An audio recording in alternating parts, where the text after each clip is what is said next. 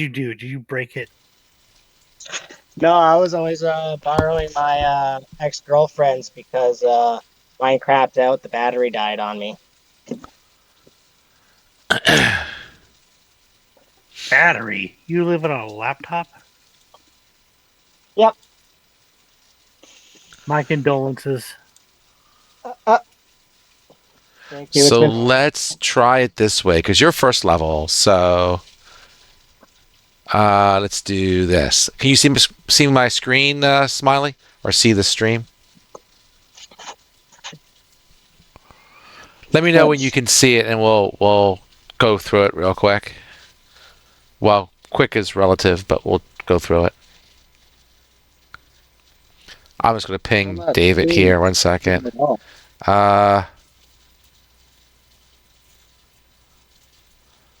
Some folks are picking spells.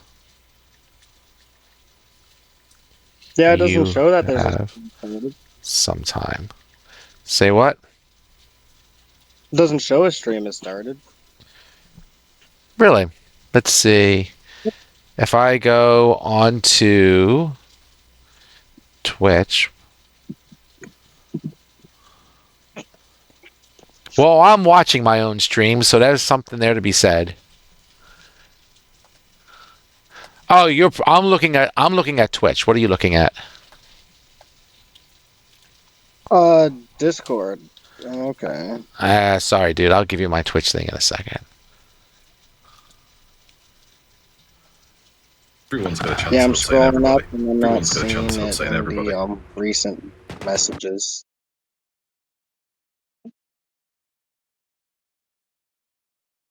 Aw, unluck on that isn't here. Sorry about that. Craptaculous.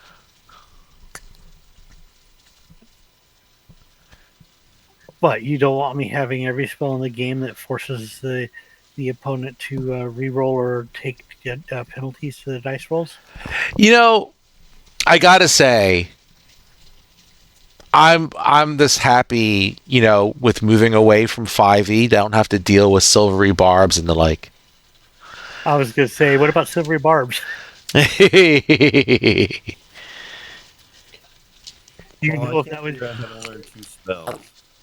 You know, if silvery barb was here, I would have hands down. Yep. I mean, it's totally in theme of the character.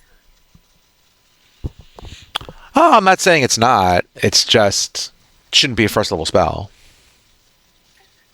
I mean, come on. Vicious Mockery is there, Guiding Bolt, Guidance, Bane.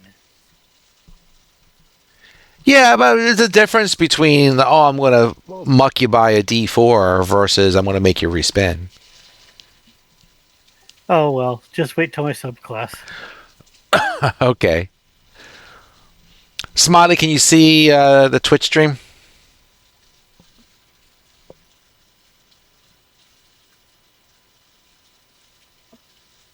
Did you send the thing? Oh, there it is. Okay, cool. There you go.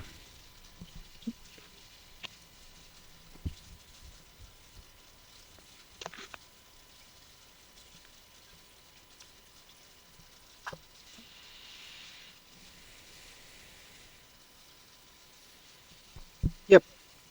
Cool. Let's just let's go by level. If I do this, I didn't think of that. All right, I'll try to print this out as a PDF so you have it. Let's see. Hey, look, you get some cantrips and some ritual spells. Cool. What sounds like fun? You get 3 cantrips and a ritual. Do you really get no spells at level 1? No leveled spells at level 1? Man, it's been so long since I looked at level 1. A druid should, but Like it says cantrip, ritual on my screen. That's why I was confused. But whatever, let's just start picking. We'll go from there. Don't worry about it. People are picking spells. You got time. I did ping you to say you don't have to rush over. Yeah, you do get 2. So it'll probably ping us in a second. Maybe they separated it. Yeah, my trick here is trying to figure out how to use the trying to join the chat and everything. I always have to like change every setting on my laptop to make it work. Yeah, that's usually the first couple sentences as well for me. All right, Smiley. What looks good? Well, I think Shillelagh's a must. A little magical bonking stick. Yeah. And then Oh, I know why it's doing this, because you're a druid. That's right. Because clerics and druids get all the spells. So he has to pick on his character sheet from the leveled spells. That's what it is.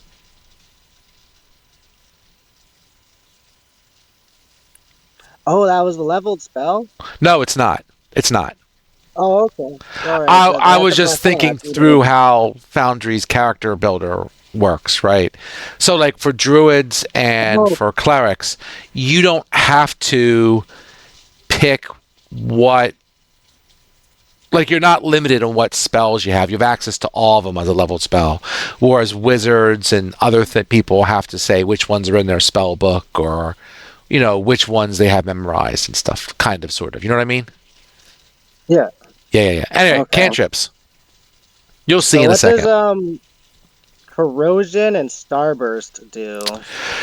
Sure. So, corrosion. Cause a object to quickly corrode.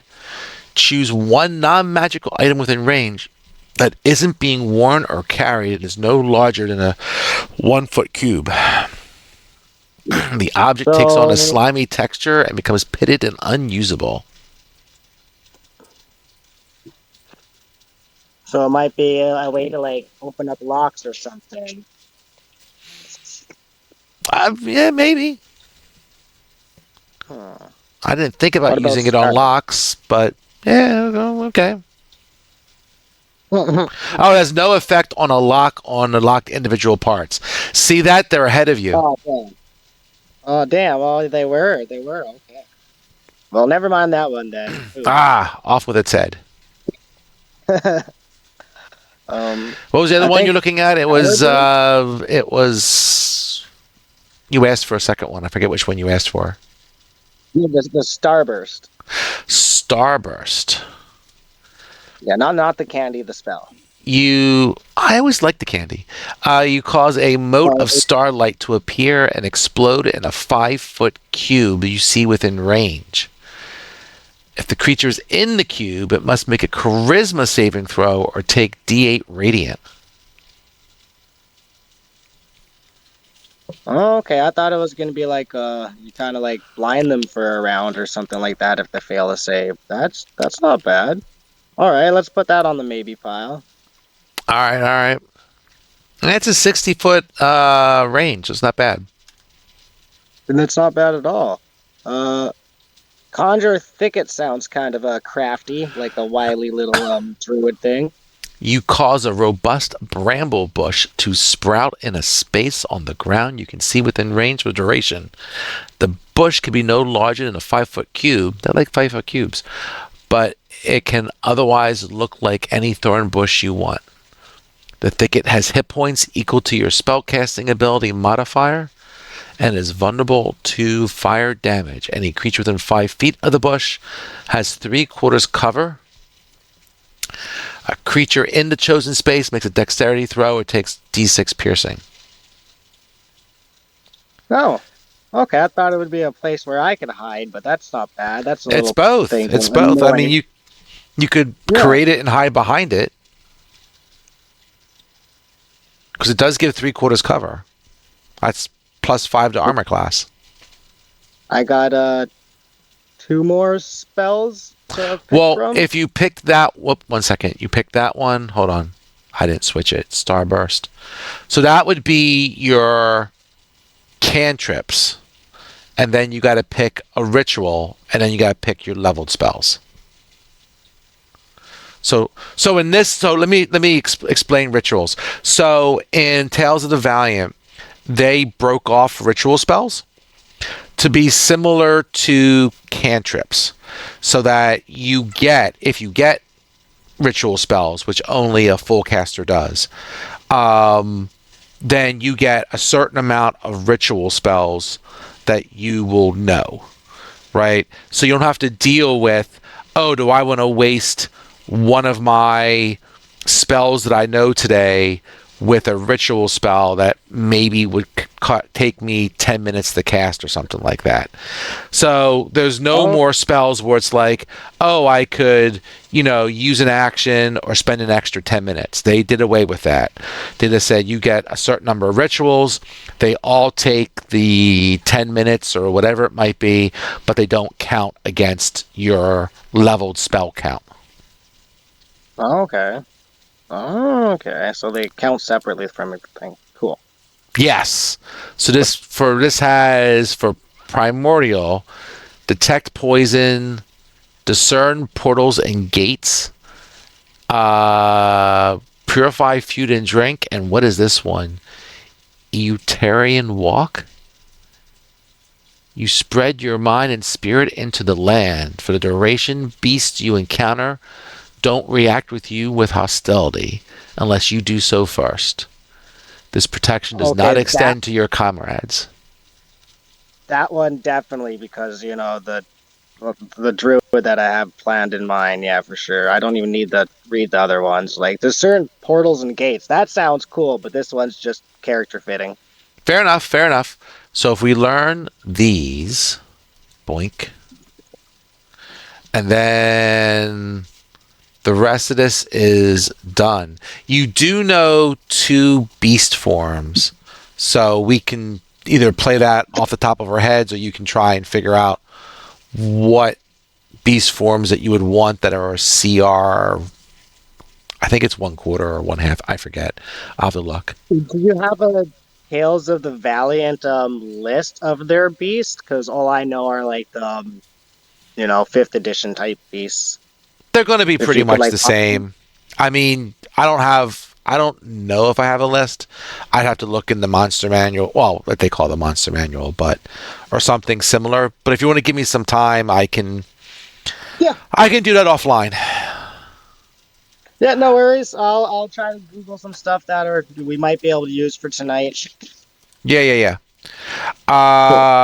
You get 5, it looks like, prepared spells. That's pretty good. Oh, 3 spell slots. That is. Now, I mean, well, what's your wisdom was like, what, 16? Whatever it was. Well, yeah, 16. Yeah, it was. So, yeah. So let me just try and guess some of them for you right off the top. I assume you're going to take Cure Wounds? Or maybe I shouldn't. Yep. Or maybe I shouldn't assume that, but that's usually a standby.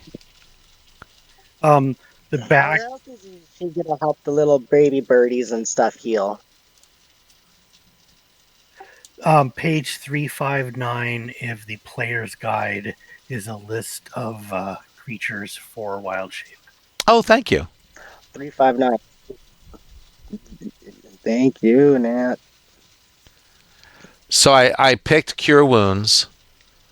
I'm going to guess that you're going to take Hemon's Low Blow because that's just a favorite of everybody, including your previous character. Though maybe you won't this time. What do I know? Sadly, wasn't an option for me.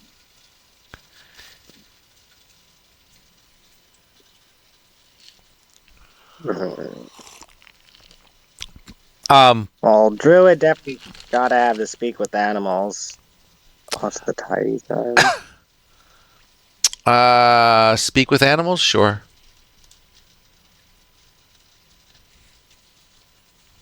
Yeah. So instead, I took Shadow Armor as a reaction, make an attack against me have disadvantage. Oh, nice.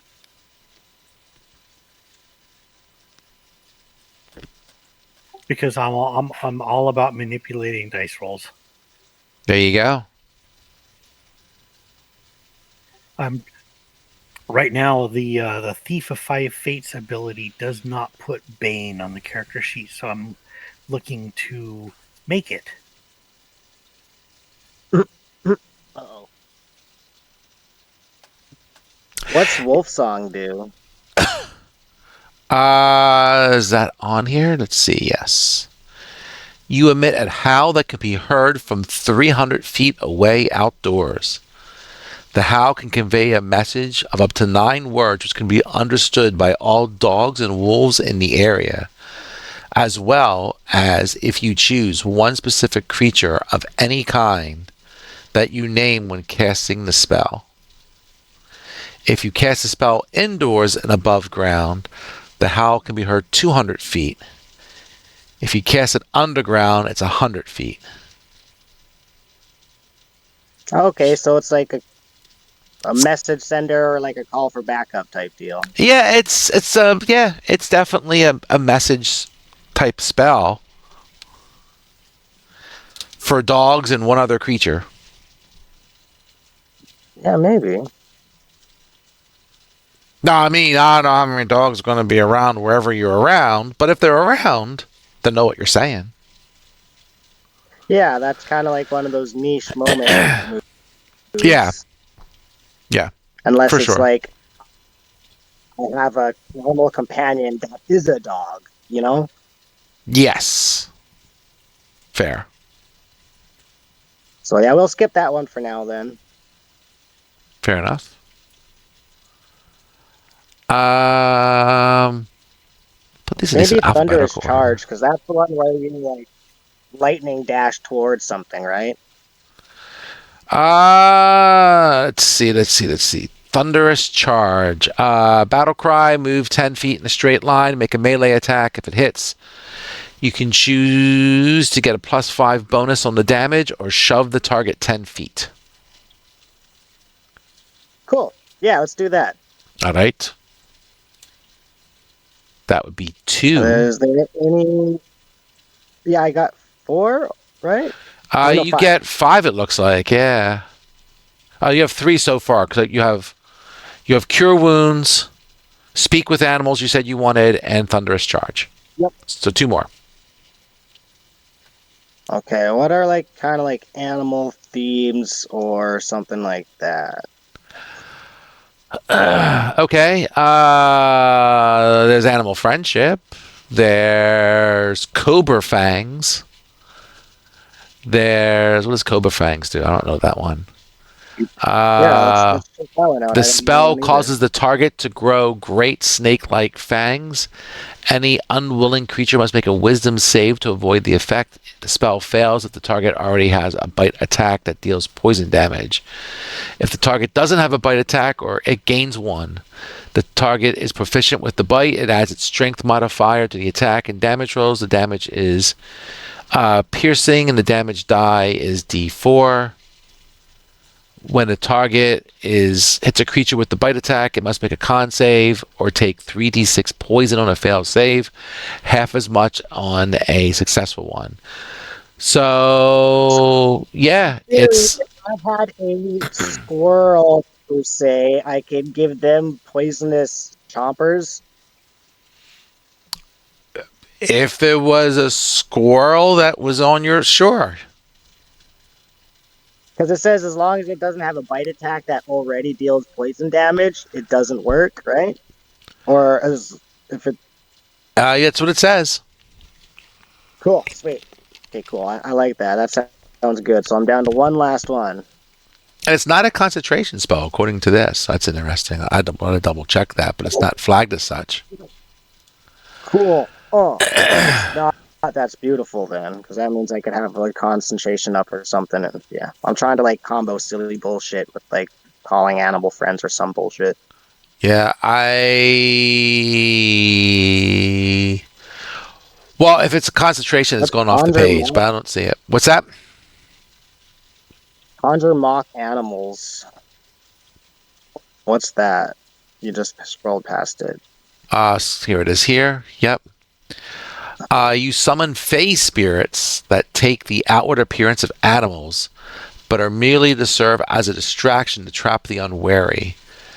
The spell functions as conjure animals, but each mock animal only has 1 hit point and deals 1 damage on a hit, regardless of its appearance.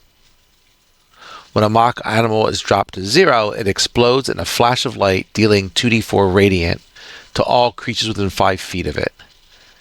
They make a dex save, and on a failed save, the creature is blinded for 1 round. Does that chain like popcorn? I guess it could. Oh, there it is. The mock explodes and it blows up the next 5. Exploding mock animals do not deal damage to other mock animals. Oh, they thought ahead again. Oh, they're getting good on our bullshit. All right, well that sounds fun to me. That sounds like here's some bullshit. Deal with it as I run away. That one is concentration. Okay. Well, I gotta have at least 1 con spell, right? I don't think I got any other ones. You have concentration. You have your 5. Your DC is 13. The attack is +5. And cool. I will, try to print this up after tonight. No worries, no rush on that. I'll see if the export character sheet that I worked with someone else during my time off is still working. We shall see. Yes, okay. I'll also see if I could shop for a new laptop sometime soon, now that I'm all situated in my new spot. Awesome. Yeah, because you play a lot on that other site. The one I used to be on, this CW, yeah, the West Marches site. Yeah. I still play on there. I do a lot of play-by-posts and stuff. Well, not a lot, I'm in a couple, but my phone screwing off on me for a little while. I kind of, yeah. God, man, if I were closer, I have the makings for 2 or 3 desktops in my parts box in the garage. Oh shit! Complete with GPUs. Wow, no doubt, eh? Well, that's fucking awesome. Just from all the upgrades, eh? Yeah. And I mean, I was going to put them together like, I'll put a dedicated computer together just to run my laser engraver. Because why not? Okay, yeah. Exactly. I did that for years of my time with my previous company. That at the end, they usually required you to return your laptop, but for most of my years, they didn't care. Right? It was an old laptop. They didn't want it back. So I can't remember how many times my wife would be like, damn it, my laptop died. I'm like, oh, here's the next one. Yeah, I had one of those too from Microsoft. Yeah.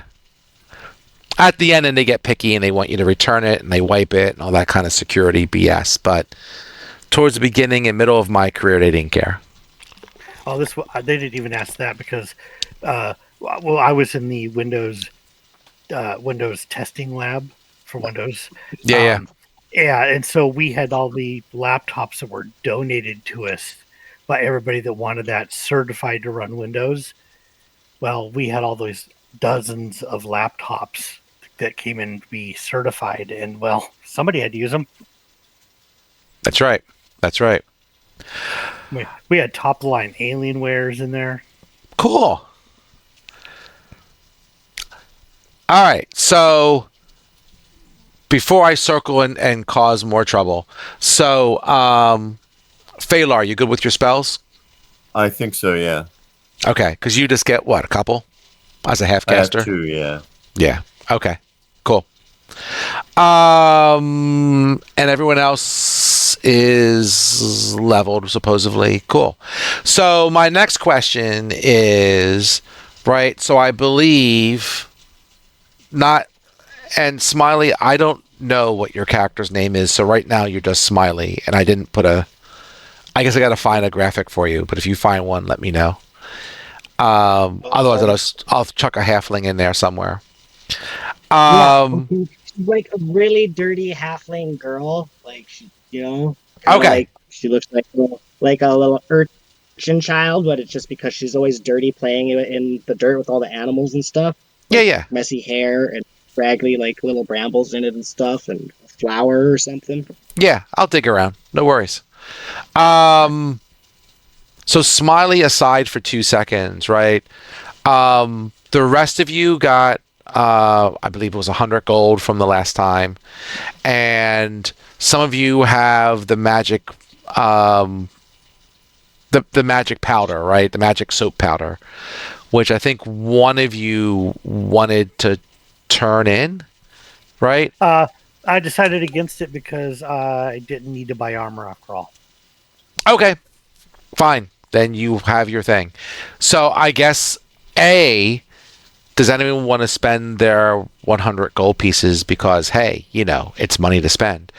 And two, you can have, I think it was 5 scrolls whose, I guess they were saying in the thing was total of 5 circles. So you could have 5 first level scrolls or 2 second circle scrolls and 1 first circle scroll. Let's cap the scrolls at circle 3.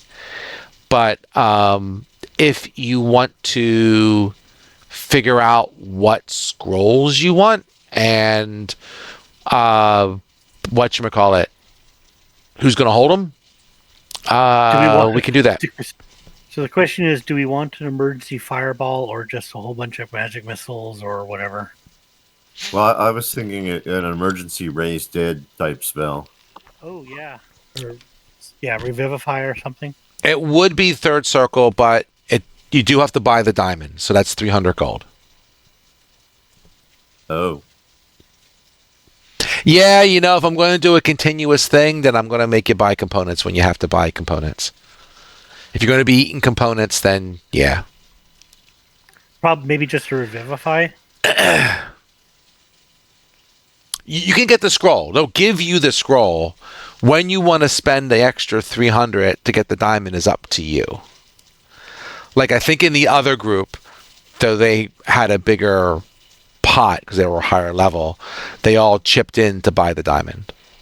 Well, we all have exactly 100 gold, so that's kind of... Well, yeah, you're poor. I get it.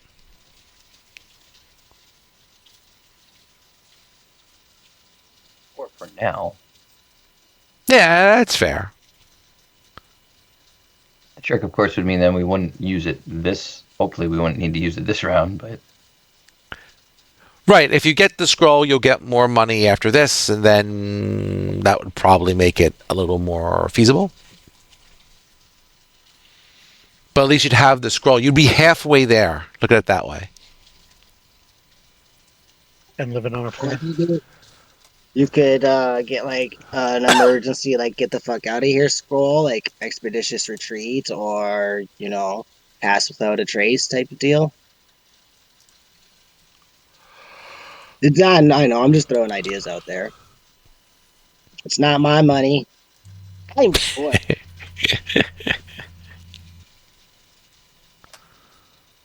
But yeah, you could talk it over for a couple. Figure it out. Just see what's here.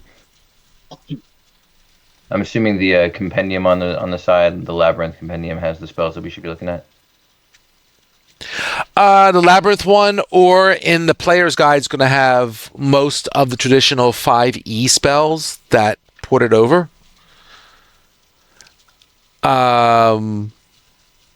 The labyrinth one is going to have a smaller subset, and then if you want to go crazy, you can look in, the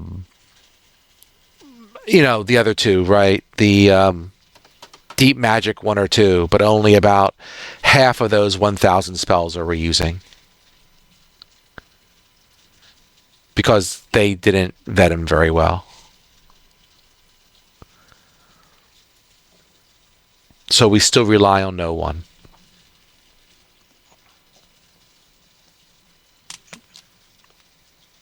Yeah, the last time he let me pick spells level 3 nilly, he had a hard time with that. Which one? Unluck on that is there. It's under the needs DM review section. Yeah, that means that's not there. Oh. The ones that are in the needs DM review means that that was ones that no one thought did not were, I guess, overpowered or underpowered, but probably overpowered in some way.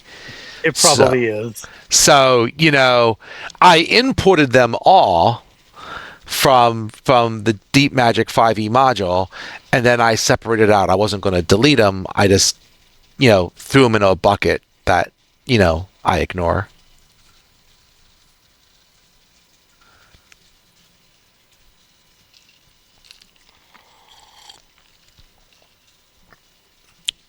But take a few minutes to look around. Let me. I'm going to walk away for 2-3 minutes while you guys discuss or nose around for a minute.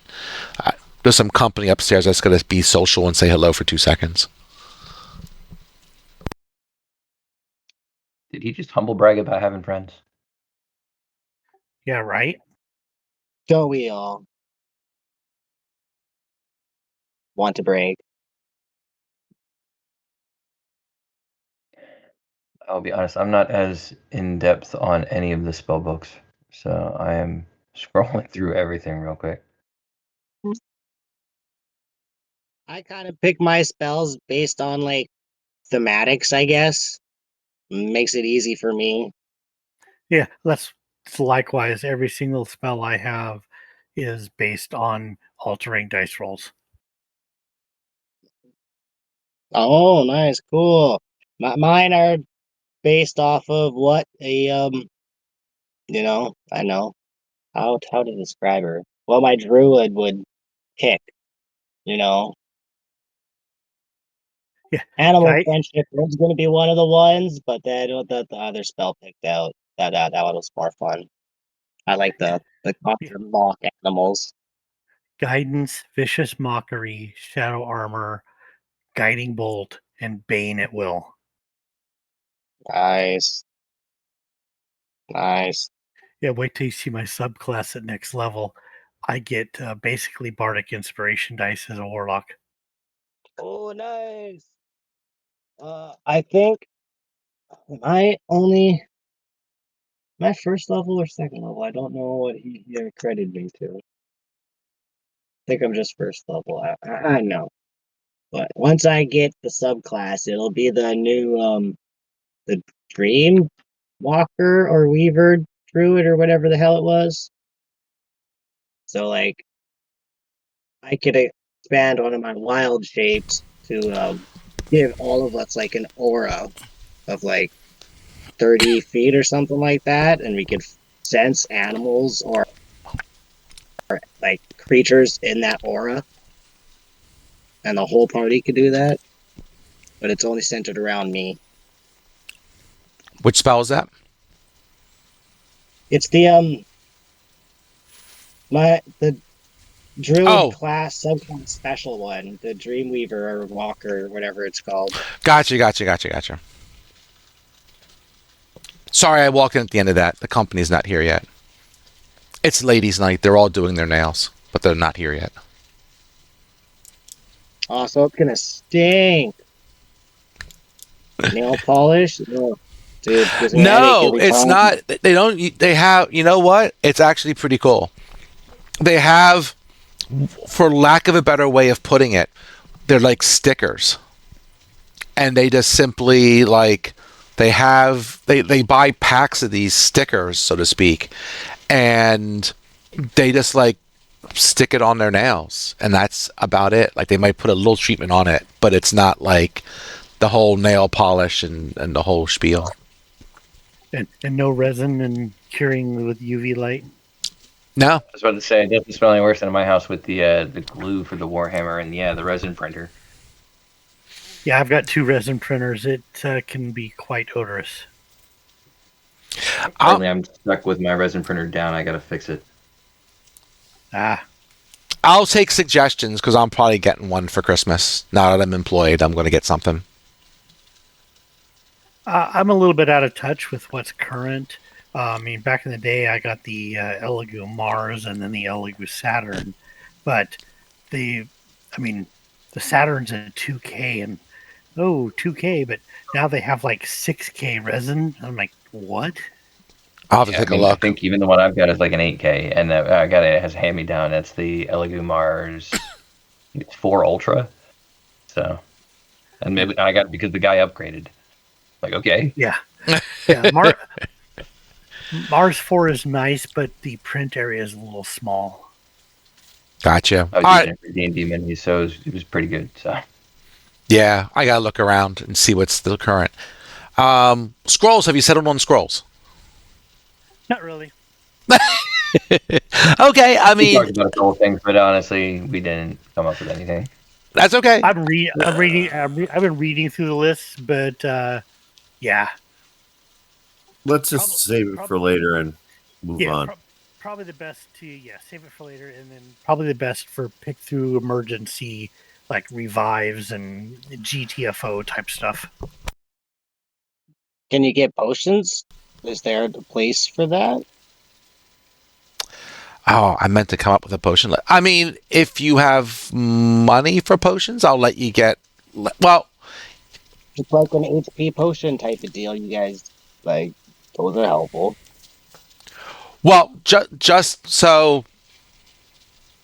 Sure, we could talk about potions in a second. I mean, it's Ipsy Dipsy almost, but I don't know the setting or anything like where they left off. Like if they're like in a place that's available to do that, or if they even make potions or something. Know what I mean?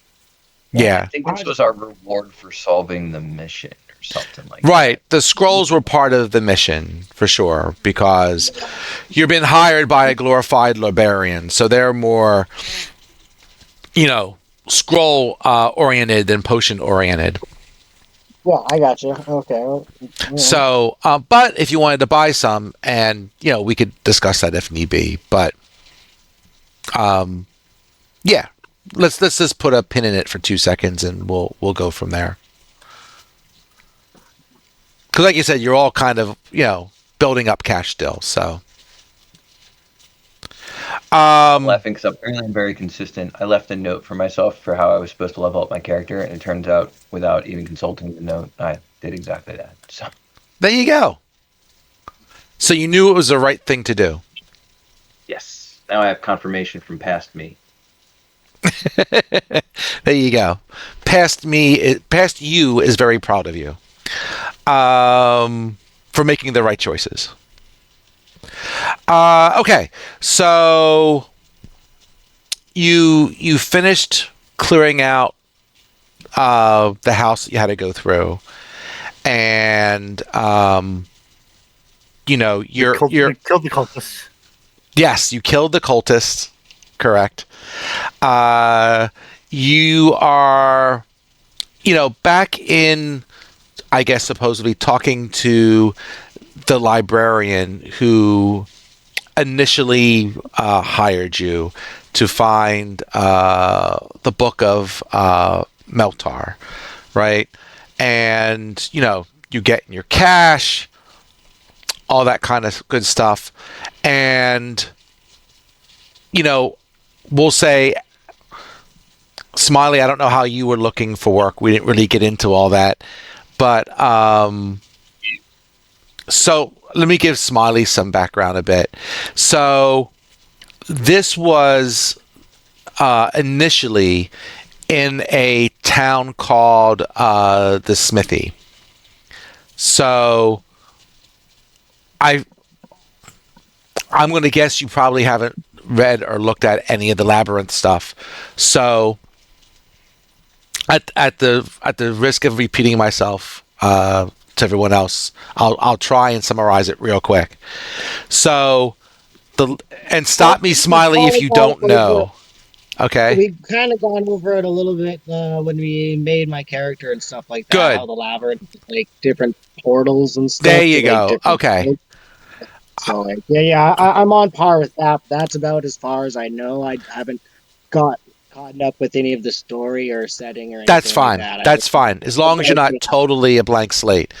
That's fine. So great. So in the labyrinth, there are generally the labyrinth is just that. It is passages going from place to place and interconnecting and however they tie together, right? Um, there is some communities that live within the labyrinth. They're rare because there's not like a lot of spots where there's enough area to make a town, and even at that, there's not really. If you can build the town, there probably is not enough. Light or ground to be able to generate the food needed to feed a town, right? So for those towns that exist, those resources have to be imported, to the town regularly in order to generally sustain it. But one of Yeah. the more famous towns in the labyrinth is called the Smithy. So Okay. that's where you are. So the Smithy is a location that is generally run by, we'll say, mechanists in general, right? But the general function of the smithy is, and the people who are part of that group that runs it, is to basically knowledge, right? They are looking to understand the labyrinth, what makes it tick, the lore behind it, all that kind of good stuff. They are less, I'll say, less political on righting wrongs or doing this. I'm not saying they're not a good, if we still had alignment, a good aligned group, but they're more neutral good than they are lawful good, chaotic good, if you get my drift, right? They're good, but they're more bookwormy. That is the town that you're in. And we'll just say, to try and tie everyone together here, that as you guys are coming in, the typical Smiley. I assume you're looking for work as an adventurer. We didn't like really buff your background too much, but you see another message looking for additional help on an adventure, and we can say you got called in and you're meeting with the group for the first time. If you have a better background for your character that we didn't flesh out, I'm all ears for it. But otherwise, I'm just going with the trope. I know. She was just like off wandering, searching, and then like randomly found her way here type of deal, like following her animal friends. And like, yeah, she's kind of not too literate, so it would probably be of like word of mouth. It's like, oh, if you're hungry, you gotta like buy food. And she's like, buy? What's that? Like she didn't know what currency was until she got here. So like now she's like in the ropes of learning how to get money for the first time. So like, yeah, so that's how she heard, is like word of mouth and getting a job and like, all right, how do I do it? And yeah, go here this time this day. Aye, and bumped into you guys, kind of deal. Okay. So So same but different. fair enough. So, as you guys are going through getting your rewards and so forth, um, there is another person in the room as well, right? And this person um, introduces himself as Galig. And, as you're counting up your coins, he says, so I am in need of additional adventurers, and I heard from my friend here that you did well with helping them out. I'm looking to see if perhaps we can come to a deal as well, and seeing if you can see if you were for hire.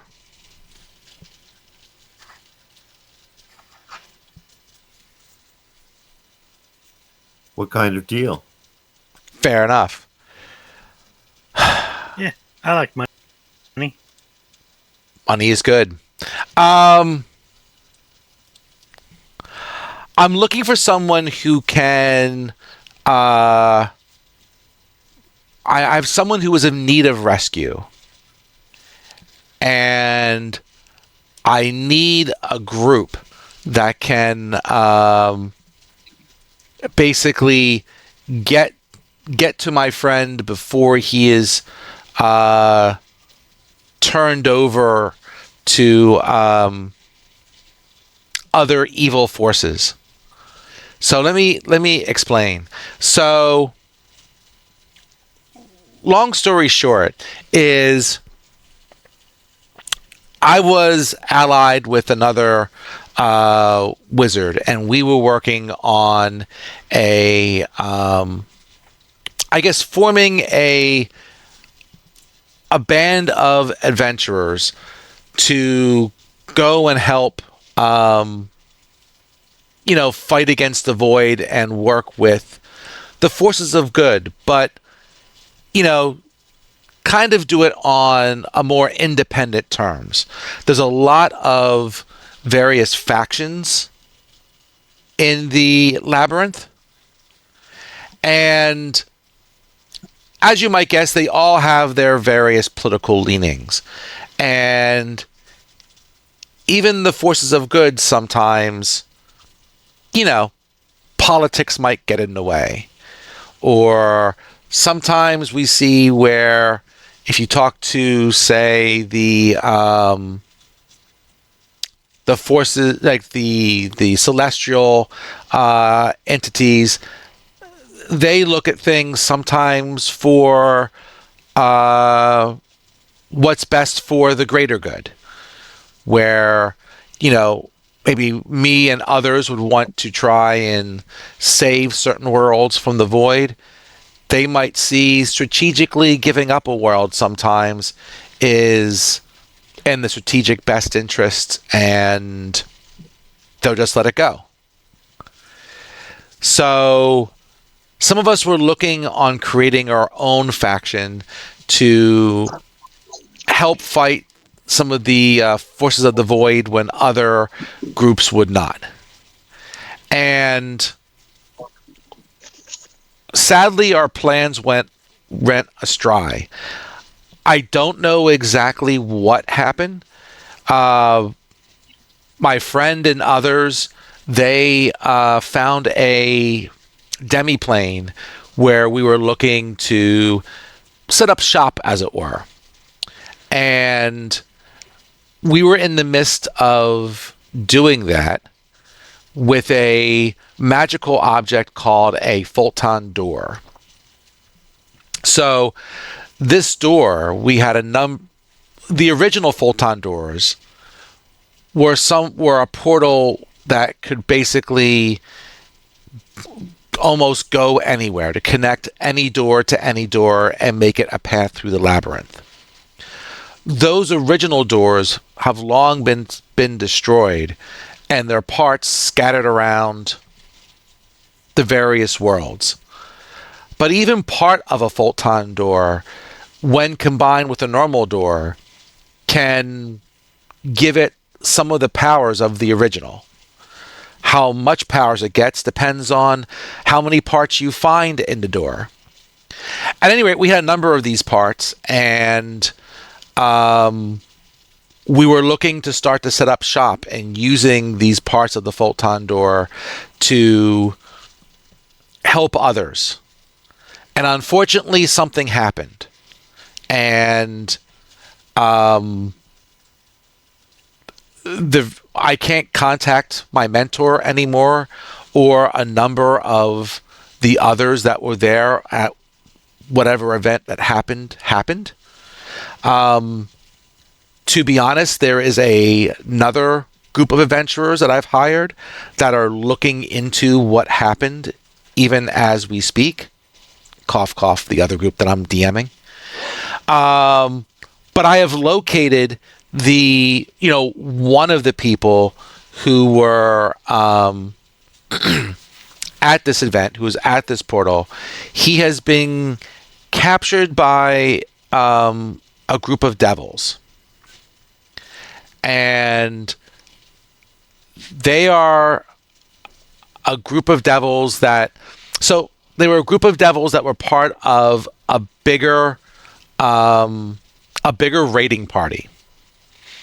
And these devils decided to go off on their own and thought they could do things better, start their own raiding party, and so forth. And I would say they were at best marginally successful, but they did end up in somehow capturing my friend. And now this group is traveling to a particular world to try and rejoin the original group with their prize. I want you to get to the meeting spot before the main groups gets there, free my friend, and get the hell out. No pun intended. So to travel to this location would normally take about 8 days of relatively safe travel, well-traveled paths through the labyrinth. However, I have figured out some ways where we can potentially cut corners and be able to shave off a few of those days. So you should, if all goes well, be able to get there in 6 or 7 days as opposed to 8 days, which will give you time to free this person and bring him back here. Thoughts, comments, questions? Before I go deeper down the rabbit hole? I like money. What faction is your friend with? What is this group that you guys are setting up?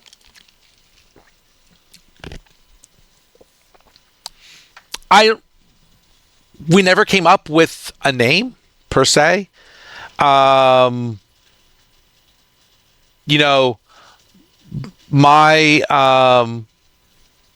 mentor was Volduck, and he was the one who was running it. He had maybe himself and maybe 7 or 8 other, not all wizards, but we'll call it mid to high level adventurers who were working together to pull this all together before the whole thing went sideways. But we are not tied directly to the Old Ring or the Celestial Worlds or any other of the main factions of the Labyrinth. We were truly trying to work independently. Okay. How would we recognize your friend? Sure. His name, I gotta find his name. Sorry to put you through that. No, that's okay. I do not trust devils. They can take many forms. How will we know that your friend? No, that's perfectly fine. That's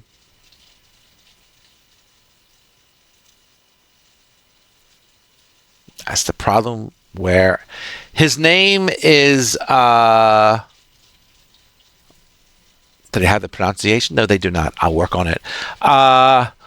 Nakuma. I'll put it in the chat just so you have it.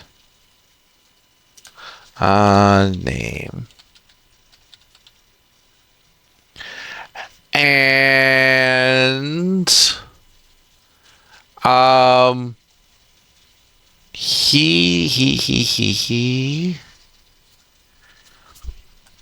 dang it, I'm not as familiar with all the names of the races yet. 1 second. He is, well, I can't call him racist, can I? That's right. He is a Siderian. Thank you.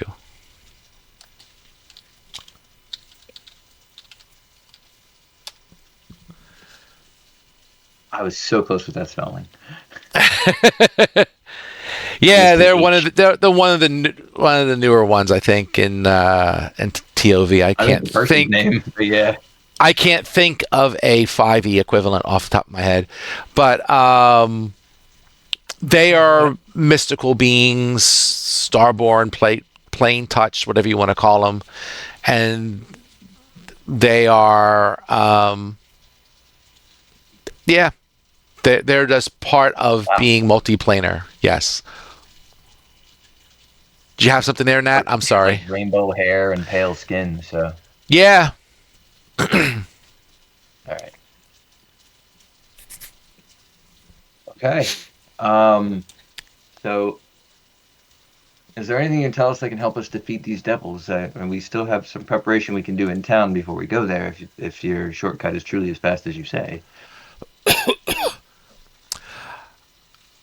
I And the which group version that of which version of Siderian did you say? which version? Yeah, because they have celestial or fiendish. Oh, celestial. I'm sorry. Yes. That would be why the devils would be interested in capturing him. Yes. The group that split off was mostly low-level demons, like Lemurs and Lantern Demon and such. Like, so in that sense, to our knowledge, they were just, I guess, a group of, a group of devils who just thought they were probably better than what they were, and kind of got their head handed to them a little bit when they went off on their own. But on the flip side, struck it lucky and, got our friend in a moment of weakness from whatever happened to him on the plane. So in that sense, to our knowledge, as long as you beat the main group getting to where they need to be, then I don't know how many there are, right? But you're not facing anything. You shouldn't face anything real nasty that, from the lower planes of hell. Okay.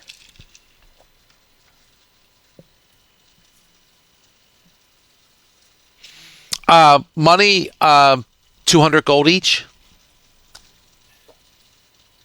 See, now you're talking my language. There you go.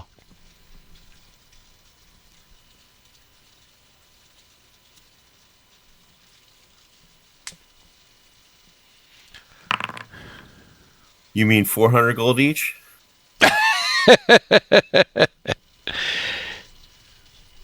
Ain't trying to bargain, huh? Let's see.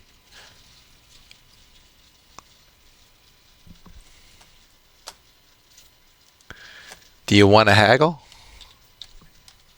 I rolled. Understood.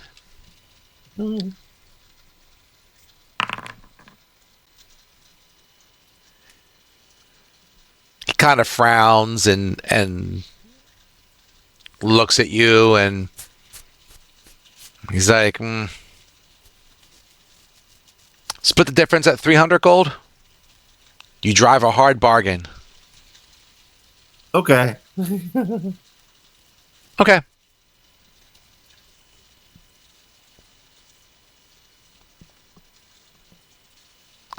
I knew I liked you. It's at this point, a little tiny voice in the corner goes, "Yay, I'm getting this monies!" And like none of you have noticed the little dirty-looking halfling that has been like sitting there, kicking his feet, listening to everything, and like just kind of assumed and like put themselves in this whole arrangement and stuff, and is so happy about it because they don't know what monies is, but they're getting it. Hey, who's the kid? I get a startled jump and like, hi, what the crap? I Oh, was told here to come here for monies because I need monies to eat. And she kind of like puts her fingers together and like, dabs them like, finger on finger, just like boop, boop, boop, boop.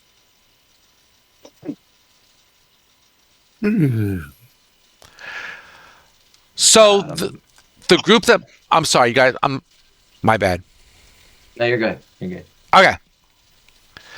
Um, the group that broke off, the ones that you're gonna go chase, is Phalaris's Irregulars. I didn't come up with this name. Who's a phallus? Yeah, I know. I'm like, yeah, we won't go there. Sure. So he says, "This is what I think you should. The best way to get there ahead of the larger group." He says, to start. Let me start a second here. Versus regulars, is that meant to be common knowledge type thing? Like, I mean, we're in a massive library. Um, that's just the name of this group that broke off. I mean, they just created themselves a couple weeks ago. So Okay, so no, no, so not common knowledge. It's just I'm Shocker from like Agents of Shield or some crap like that. I just gave up the name. no, that's fair. That's fair. Um, all right. So, They need more fiber in their diet if they're that irregular. uh, uh, I was going in a slightly different direction with this entire thing, but I think that direction had already gone from a couple in the group. so I'm just typing here. So there are 3 places you need to successfully get to and to cut off the 2 days of time, right? So each one of these would cut off 1 day of travel time. So as long as you complete 2 of them successfully, you should be able to get there before the bigger group.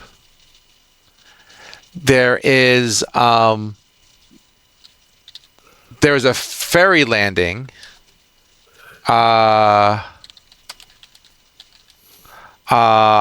along the river Styx.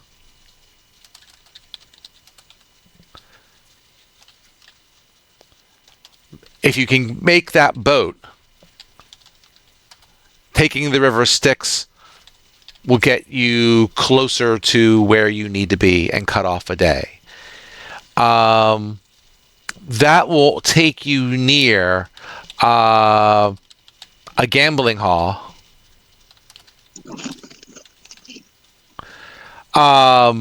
whose upstairs rooms offer a shortcut through the labyrinth. But you're going to have to win in the gambling hall to get access to the shortcut. Did somebody say gambling? And then there's a maze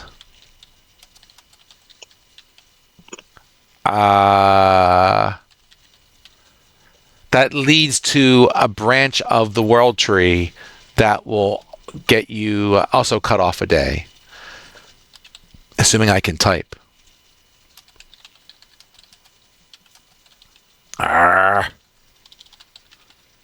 I like branches. I bet you do. And he kind of like with his boot, kind of like nudges her away a little bit. Yeah, yeah. So there wasn't answered. Who's the kid? My name is Daffodil. He just looks. He's and the guy's like, yeah, I found Daffodil while traveling here, and she said she needed money and could possibly had some skills that would help. And I'm um, useful, he says very proudly, putting her like fists on her hips, yeah, see, smiling. she's useful. She's all yours. Does that skill include one of those skills include knowing what a bath is? What? So 450 goals, you say? uh, We expect babysitting rates 8 gold an hour. he's like, no, I do not do babysitting. I don't pay As of babysitting now, rates. it is called Adventurers in Babysitting. Uh, All right, I'm Thor.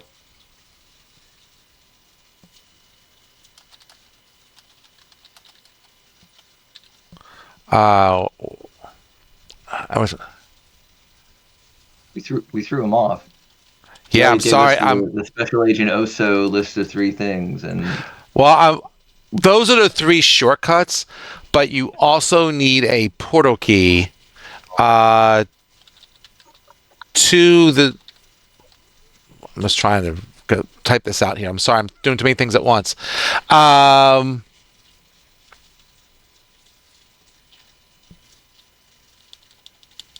a portal key uh, for the. So they're meeting on. I'm sorry. Smiley's got me messed up. I'm not used to dealing with him. It's been a while. Uh, portal key.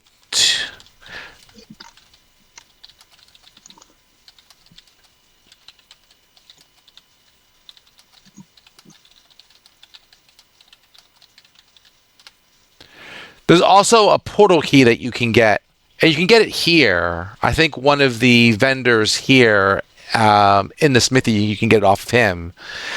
This key will allow you to exit the world where this meeting is taking place, um, and get you back here safely with Nakuma.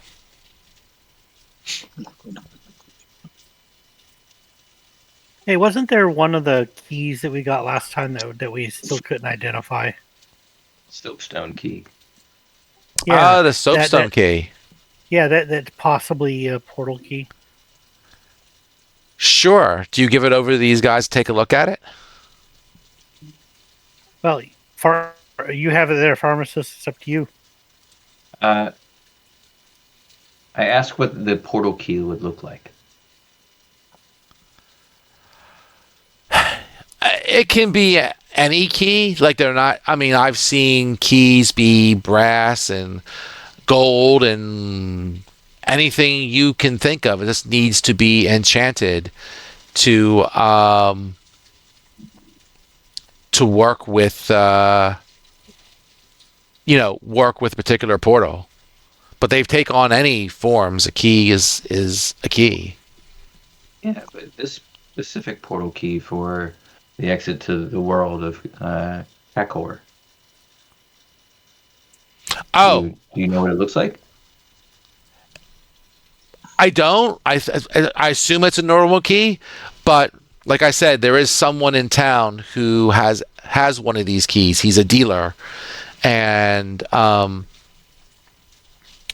you can try to get the key off of him. Okay. What's his name? I don't know because I was looking up the soap key now. The name of. Basically, I'm trying to find it. Is it the name of the person whose house we just came from? No. Okay. And I'm sorry to sidetrack. I just remembered that key, and we never did figure out what it was for. Don't feel sorry. I'm just jumping around the books. I have bent this story to fit my narrative of the overall adventure. So not only am I jumping around now between your questions, but I also got to make sure I'm reading the story correctly and making sure I'm ignoring the right things and using the right things. So for the most part, I'm doing it to myself. Don't feel bad. All right, we'll push hard. All right. Okay. So he's a dealer in town. He is he's a far trader. They are a group of people a race of people who do what it sounds like. They peddle. They go around the labyrinth, trade items, information, whatever it might be, to make their living. And he's in town, and we believe he has the key that can help you. Okay. So it sounds like the first thing we need to do is go visit the far trader. Yep, and daylight's burning. Do we have anything to trade? I would assume that this is not going to come free or cheap. You might want some soap. True. He is a merchant. And this is rather unique soap.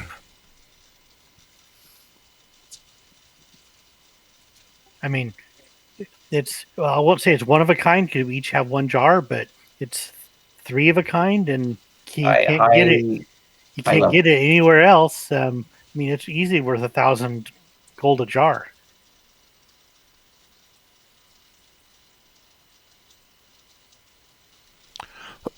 Estimation's a little bit lower, but depending on whose hands it is in, and I look over at Daffodil. Oh no!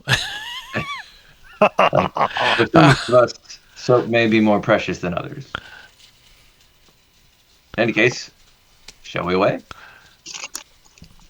Daylight's burning. We got a deadline.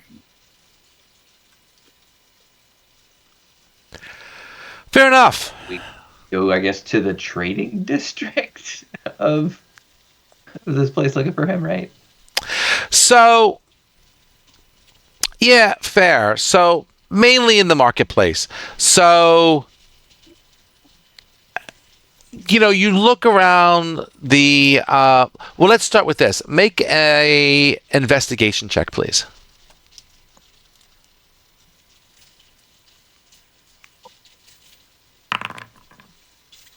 Jeez. Wait.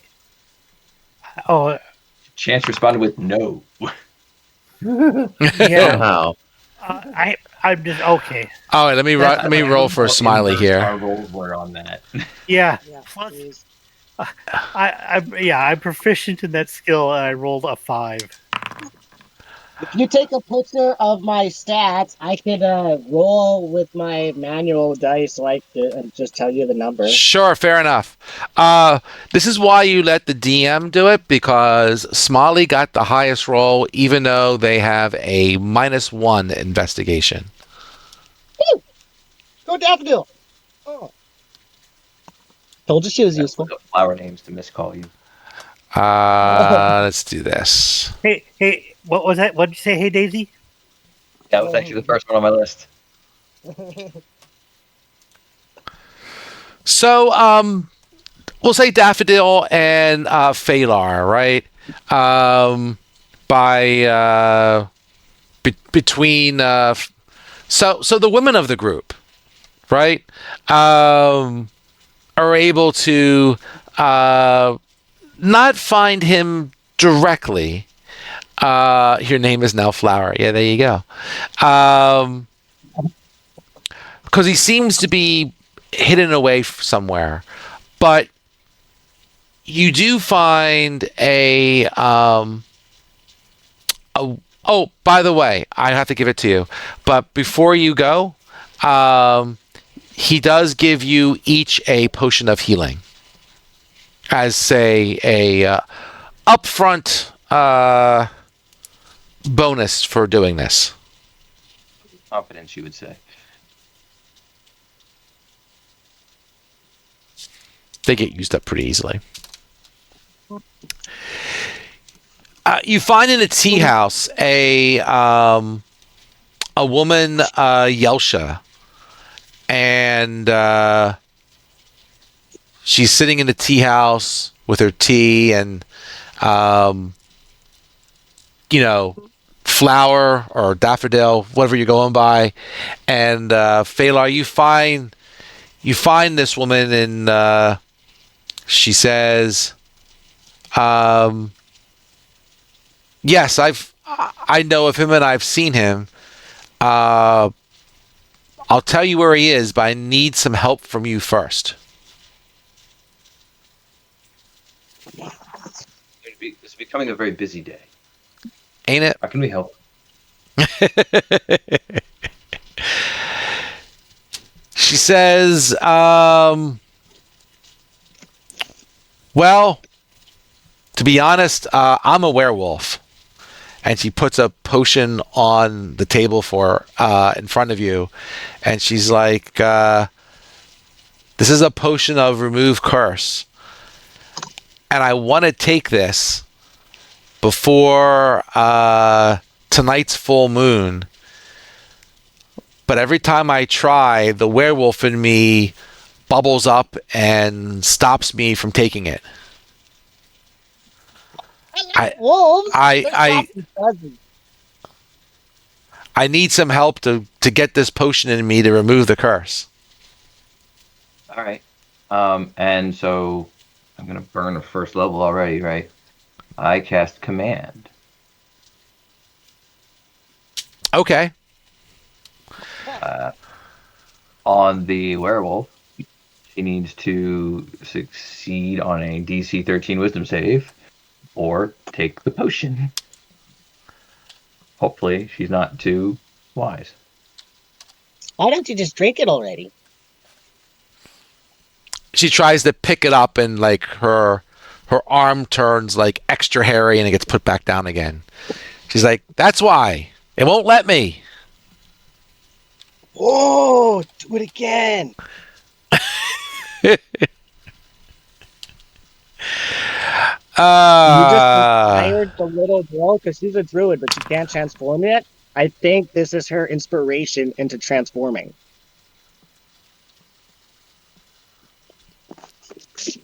Yeah. I'm sorry, she spun a natural 20. Okay, that's fine. Not that you can't burn another spell, but she did spin a natural 20.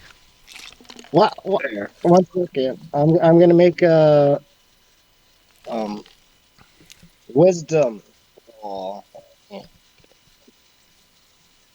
Now, we're at an inn, right? It's a tea house, but basically like an inn, yeah.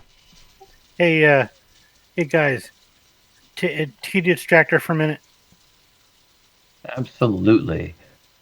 And I sit down next to her and I start talking to her about where I am from. Being a bard, I try to make sure that I'm extremely enthralling as I share about my experience with the void, and hopefully give enough time for what I believe my compatriot is going to do. Sure. Do you want to make a performance check? Yeah, sure. Because that's a bardy thing to do. That is a bardy thing to do. You know what else is very bardy is not remembering the alphabet. Here we go. Found it. And Daffodil, is there an assist action or a help action in Tales of the Valiant? Yeah, you can do the help action. It would be similar to, to 5e, right?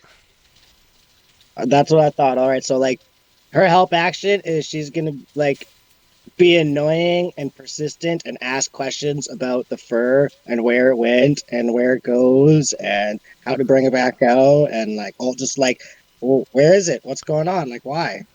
Bring it out. Let's do it again. Like, hey, like, and like the whole time you guys are having a conversation, just to like, that's just her. She's not trying to help, but she's helping. You know what I mean? Sure. Then I give myself guidance and slip the potion into her drink. Okay. Um. So you want to make a sleight of hand check? Oh my god, what is it? Wait, it didn't add the D4 to that, but it doesn't matter. Well, I mean, It only rolled a 1D. What? it rolled a 1d20, added 3, a +1 and a +2. Well, the +1 and +2 is my proficiency. So you still need to roll your d4 to add to it. Yeah, I put that in the extra field, but it didn't add it. Yeah, I don't know. How about you do this? So you're getting all kinds of like help between the song being played and the non-help help coming from the druid. So you're getting the help action. So why don't you use your advantage thing here and roll with advantage? So spin again, and then you can add your d4.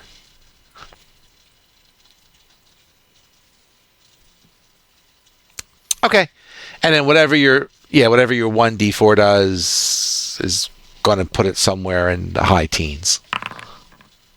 18, excuse me.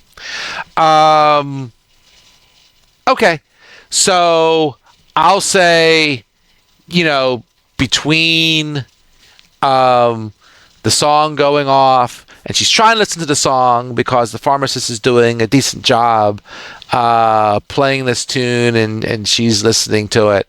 And in the meantime, Daffodil Flower is doing her thing, just being kind of a pest.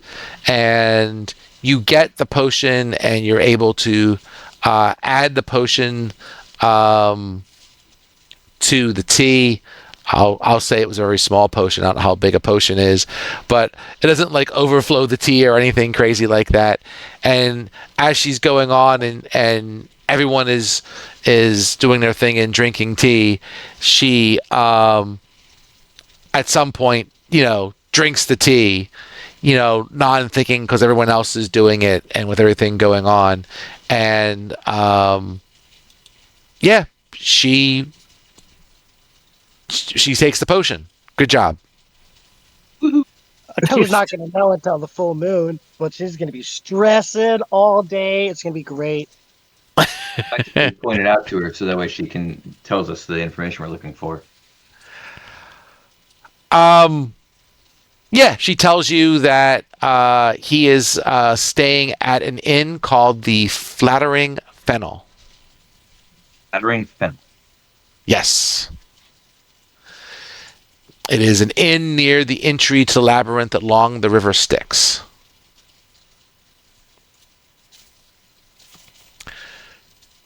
So she thanks you. She's like, I'm glad to be rid of that curse. Great help. And she's like, I love the story. And she even looks at Daffodil, and she's like, that was very effective, the way you distracted me as well. I appreciate everything that you did there.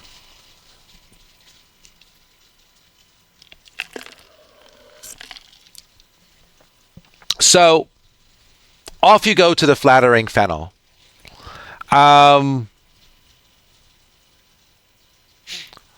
So you arrive, and we'll say it's getting a little bit later, right? The downstairs you see is pretty quiet. You do see traffic there, and he's easily located. The fennel is smoky. Like I said, it's quiet. So, maybe it's after dinner. Staff is kind of done or cleaning up. Most of the patrons have gone to bed or gone to a rowdier bar. Take your pick. You see at the bar that there are purple runes that flash across the tavern walls, showcasing many languages accommodated by the staff. From the distance, this customer that you're looking for looks human. His appearance grows more unsettling as you draw closer. His mouth seems unsettlingly wide, and there are small horns that protrude from, his little bit of mess of hair. And let me give you the photo here of this dude. Boop. There you go. It's in Discord. I thought you were going to show us that picture of Nat with his head cut open. But he's sitting in a booth and he's eating a plate of rice and spiced salamander steak. And he's just kind of eating. But the real question is, does this end with the flattering? What was it called? Fennel? Yeah, do the flattering fennels serve falafel? I would expect it's more of a sausage house, actually. The flattering fennel falafel. Sure. I don't think I could say that 5 times fast. Okay, I'm gonna walk up to this guy, and I'm going to. I guess I'll use my persuasion on him to see if he can sell us a key. Sure, go for it. Because persuasion's my best ability, and of course, as soon as I say that. Getting away tonight, hasn't it? Like, are we sure these are adding 2s and not minusing them? I assume he spun a 2, right? Basically, if you're good in it, it's been crap. 2 But plus if 2 you plus have 2. a minus, you've been rolling high. If my kids were here, they would say that you didn't spend your D0s. So my kids and their friends are very superstitious, and they believe, at least for D&D, and they believe that you need to roll D0s to get all the low numbers out of the way. So like they'll do something like this, where they'll say like /R 100 D0, and that way they've rolled 100 D0s. It's a bit better when you look at it in. So you expand it, right? Well, actually, 1 second here. Reveal to everyone. There you go. So you can see 0, 0, 0, 0, 0, 0, 0 if you expand. I did it for under Smiley, but that's their philosophy, that you need to get all the bad spins out of the way. So they roll D0s. All right, I rolled 100 D0s as the bonuses, so There you go. We'll see if it works. All right, so I didn't get the key, but I got his number, right? You got his number. He says, I'm looking either for... I'm peddling either in information or favors. And that's all I'll use to part with the key. I think you just rolled favor, man.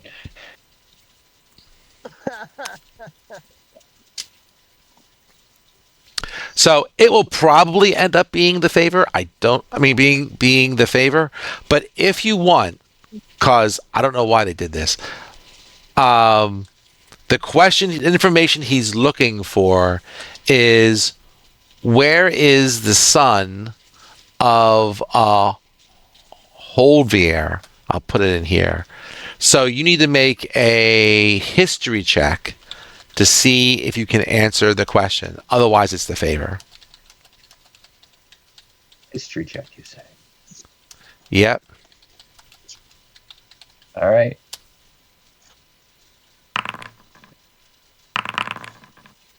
I'm going to tell you, the rolling the D0s did not help. It did not help one damn bit. Daffodil, you're going to... That's just bad. Chance's guidance rolled almost rolled higher than mine. I can't wait for Chance to get into the gambling hall. Daff got a 9. Daft got a 9. Okay, so you don't know that. That's fair enough. Um, Actually, they made the DC for that at 23, which I was willing to lower because I don't know how second level characters are going to spin a 23. So I don't know what they were doing with that. I could do it. I could do it with guidance on an 18, I think. All right, so it was possible, potentially. Oh no, 16 if I rolled absolutely maximum on the guidance. He It's says, possible to put "Well, it in there just in case to just reward a player for potentially reading the background lore. yeah, that's about it. That's about right." Or just having that good of a skill in history. Um, he says, if you don't know that answer, and he points to the booth behind him, and there is a box sitting on the table. He's like, it looks like an unassuming wooden steamer trunk. And there's a crowbar that's sitting next to it. And the front of the trunk has a combo lock with 3 spinning rings. And each ring has 10 runes on it in the same order. And he says, if you can open that trunk so I can see my treasure, then, I'll part with the key.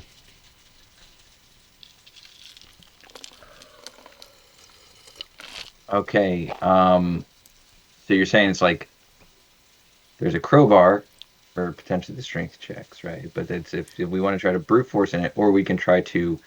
I guess it was a combination with the spinning rings. Is it Yep. a combination lock, basically? Basically, it's a combination lock with Okay, symbols as so opposed to numbers. So there's a 1 in 1,000 chances of getting a combination. Well, then maybe you can so puzzle it out. Who wants to Or check out the there's a trunk? crowbar. Okay. Yeah, but I'm not overly strong. I don't necessarily do the strength thing. Somebody make an athletics check. What would it take for me to puzzle it through? What would like if I'm starting to check the numbers, or is there a what is in this? What if I smack this guy on the head with a crowbar? We still don't know what we're looking from him. Has he shown us the key that we're looking for yet? He has not. Somebody make an athletics check. I don't care who. An athletics check. There is no athletics check. Oh, yes, there is. I see. Okay. You've also That's how non-strong he Man. is. Yeah. You kind of like examine the trunk and figure out the trunk is pretty much magical and is not going to be opened by brute force. So, hey, let's see here. Guess what I'm going to do first? guidance. Guidance. Go figure, right? It's a cantrip. I'm going to use that every chance I get. As you should. Yes. Did you ever see? I'll have to try and find it, but there was a comedian who recently I saw it on TikTok some months ago, who basically did a whole stand up on D&D, where like he made a couple of D&D jokes by in his normal stand up, and it got a lot of laughs. So then he ended up doing an entire set of D&D later, but I think he made sure he invited, like he made it clear it was going to be a D&D set before he whatchamacallit, did the set so people would understand the jokes. But anyway, the reason that came up in my brain is because I think he called guidance like the mansplaining of D&D or something like that. It was pretty funny.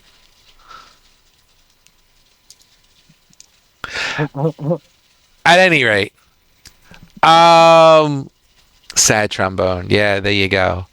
I'm Right. I will try to use the. I'll try to use these lock picks. I have thieves' tools, but that does not mean I'm a rogue. I'm a bard, so I often find myself having to get out of handcuffs.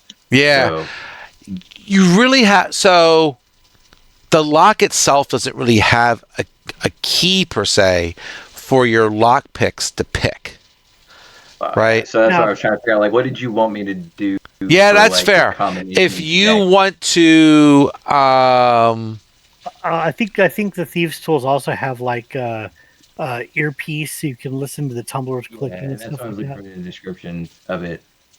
So it doesn't show in my inventory so much as it does in my checks. And in the checks, it doesn't give me the description, which is annoying. this is for the thieves' tools. Yeah, like there should be like general stuff in there for theft.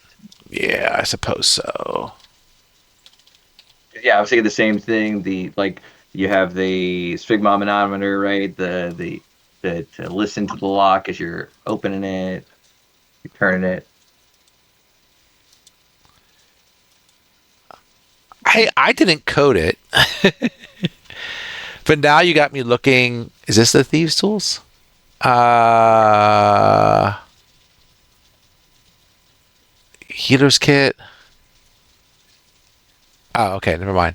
See, now you got me looking in the player's handbook thingy to try and find the thieves' tools description.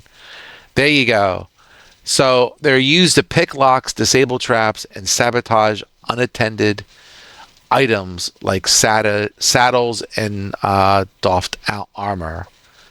It doesn't say components. Oh, Fair enough. A row of lockpicks, probes, a small telescoping mirror on a pole, several triangular files, a long set of scissors, and a pair of pliers. Okay, so nothing to listen to the lock. Okay. Page The last 151. option I have is I still have acid from our last mission. Could I potentially ruin off the rune circles? hold on, before you go that far, the the the rune on the side that he uses the most would be slightly worn. I mean, You know what I'm saying? yeah, I hear what you're saying. Is it the same symbol as on his forehead? Make for me. Someone make for me an Arcana check, and someone make for me a perception check for what you're saying is the worn runes. Does anybody actually have proficiency in it? I have the Arcana, not Yeah, I have proficiency in Arcana, not in Perception. The runes are in a language called Korodon. I don't know how do you say a Q without a U, but it's a language similar to the labyrinth standard language. Yeah, and well, much like last session, I can't roll above a single digit. Jeez, oh man, dude. And then Perception check, since you asked for one of those as well, was 17. Okay. Does anyone have? I presume you probably don't have proficiency in Korodon, but does anyone have proficiency in any of the labyrinth language? I forget what they call it. Hold on. No. Oh, hold on. Probably not. I got a Have cantrip their for own 8 languages. page of written information. Yeah, I have common and thieves can't. So Okay. Where is the languages again in this? This was uh, probably it's going to It's gonna be be. my character sheet, right? Yeah, yeah, it'd be it's on the your- front, the It's in the front front. page, middle towards the bottom. Thank you. Common void speech, elder speech. Yeah. That's fine. Probably not. The closest thing I may be able to get is my cantrip for encrypt decrypt, which is touching a page of written information. You can encode its contents. All creatures that would be me trying to encode it. Never mind, not the other way around. Let's go here. Boop.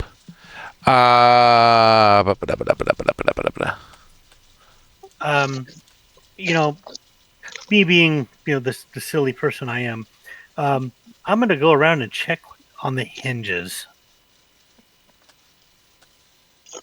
Can we? Is there like is the hinge pin? Can you just pop the hinge pin out?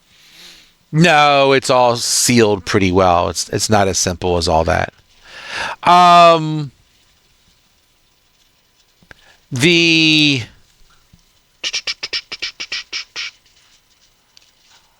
I'm going to say that, I guess, a couple things. So, with the 17, what'd you get an Arcana check? You got a pretty high one, 18. Yeah, they both did rather well, actually. Yep. 16 for Arcana, 17 for Perception. So, the Far Trader says that I was told in a dream that I could open the trunk with truth. So the language that it's written in is actually the language of the servants of the dreaming god. Okay. So maybe this is tied to that. It's not just him rambling, right? Since the language is of the dreaming god, and this is the dreaming god's alphabet, or part of the alphabet, we'll say, on these runes.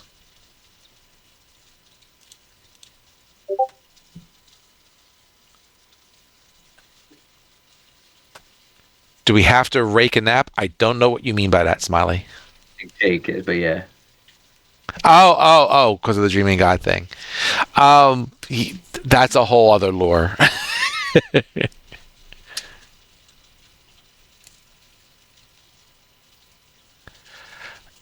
But I'll say that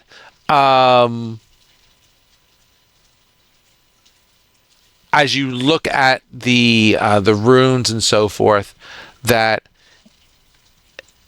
you could spell the word truth with the runes on the lock.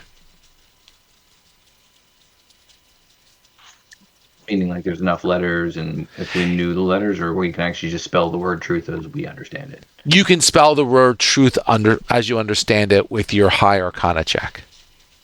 Okay. So then I would like to go ahead and spell out the word. Okay. And that will open the trunk, or that will unlock the trunk. So the guy gets up and he's like, thank you. And he hands over the key to you. And he's like, great, transaction done. Leave me alone. Get out. And he grabs his chest and starts to bring it over to his booth, and is kind of keeping an eye on you while make sure you're not watching whatever he's got. Oh, but I wanted to see what was in it. She kind of looks down, then away, all sad, disheveled, and just kind of kicks her feet as she walks away from the table. He gives you the key just to keep you from whining. I bet it's a shiny key. And there you go. So you have the key. You can rest here overnight. You can get your never done combat, but you can rest to get your spell slot back for your spell. And in first light, you can go out and take the ferry because you're right by the sticks anyway. Yeah, because our first shortcut isn't until the gambling den, right? Oh, the ferry is the The first ferry shortcut, is and the then first one. Oh, I got the miss. Okay, right. All good. I swapped. That's kind of half been my night, so don't feel bad. Uh, yeah. So you get up in the morning, and you have breakfast, right? And I'll even say the guy pays for your room and your breakfast for opening the chest for you. And after breakfast, you know you head out towards the ferry. Um, as you're heading over towards the ferry, right? Um, you're going along a well-worn woodland path. Um,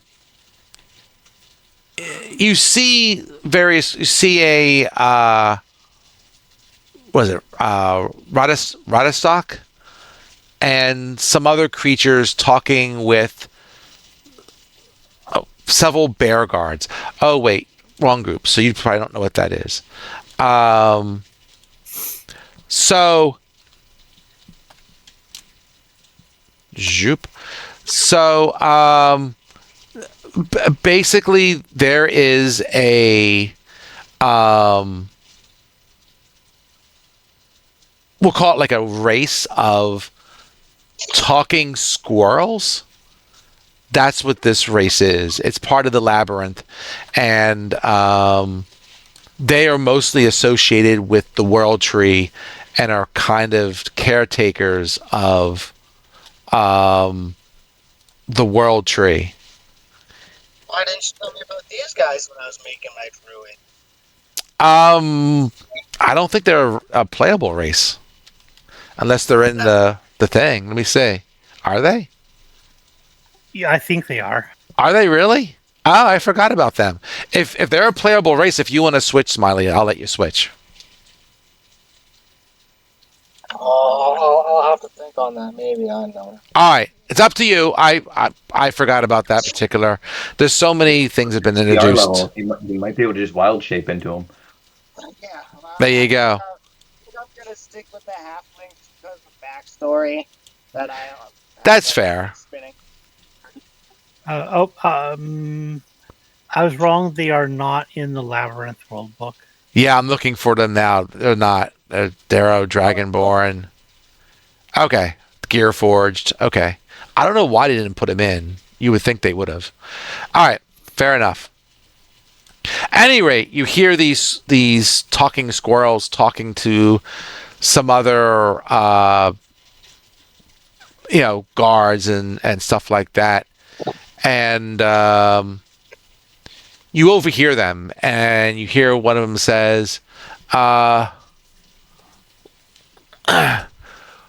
well, maybe if we help clean up barrel oil, if we know the ferry schedule, says the bear folk in a booming voice. And then you hear the squirrel talk, and another one says, the squirrel says the boat right is ready to depart in a mere minutes. They must already have a full load. Strange for this early in the morning. And another one says, there's only like four or five spots left. That's hardly enough for us. Oh, great! We need. Right? We needed a ferry. What's a ferry? Is this what we need? Yes. So you have this group of squirrel and other woodland folk who basically are going to try and race to the ferry to get the last few spots on the ferry. He's just gonna chase them and like Not for any particular reason other than the biggest squirrel she's ever seen. And that excites her. So she's asking them all sorts of questions about like how they got so big and you're so bushy and like all these other things. And we'll take it. The rest of us will take advantage of that to slip in front of them. Well, you're not there. You're going to have to race them there.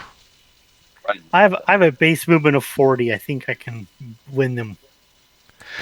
So this is their chance. This is TOV's chance to try and use their chase encounters thing in the Dungeon Master's Guide or Game Master's Guide. Boy. Sorry, so showing my thing. Yeah, what can I tell you? So basically, you're running. They're running. There's obstacles that's going to be in your way, and we'll see who gets there first. So, We have a bear and a bunch of squirrels. yeah. And, this is the first time I've ever used this, so this might be fun. Or it might not be. I don't know. Hey, But look over there. I'm willing to try. So, everyone, see here. Lining up the Okay. starting line. That's right. Everyone, let's see. Okay.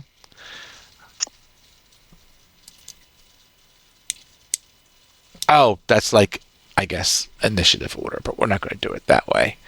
We're going to do,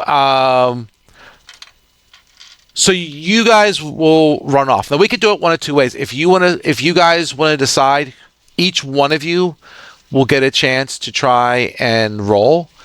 If you want to do this like in an initiative type thing, or if you want to just decide which one of you wants to go first, second, third, fourth, that's fine as well. However you want to do it.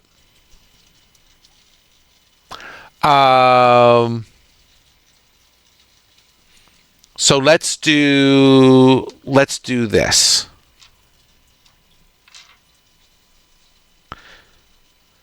So you guys are running. Why don't we just let's make it less choices.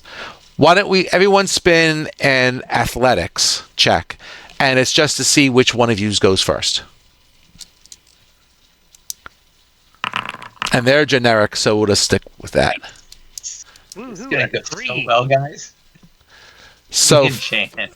Phalar, Chance, You have to roll athletics. Yeah, Smiley said he was going to roll his thing. It's a slash, not an explanation point. Oh, never mind. You used Avery. Aren't we just sneaky? Okay, he rolled a 13.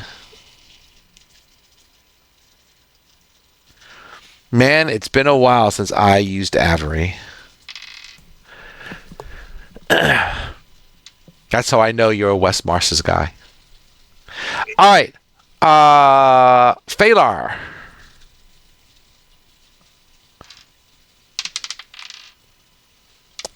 Three. So,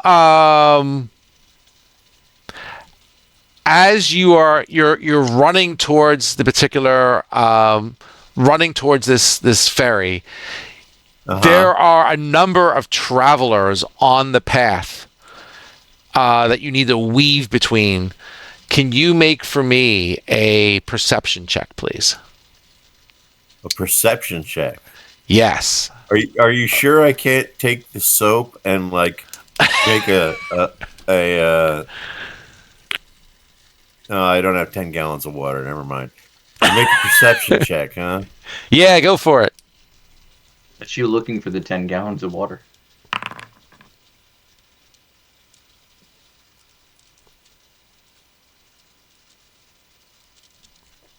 That was it. An 8. All right. You're getting tangled up in the into the people. Let's see. So that was not very successful. Let's see. Boop-a-doop-a-doop-a-doop-a-doo. Yeah. Okay. So let's get myself one of these guys.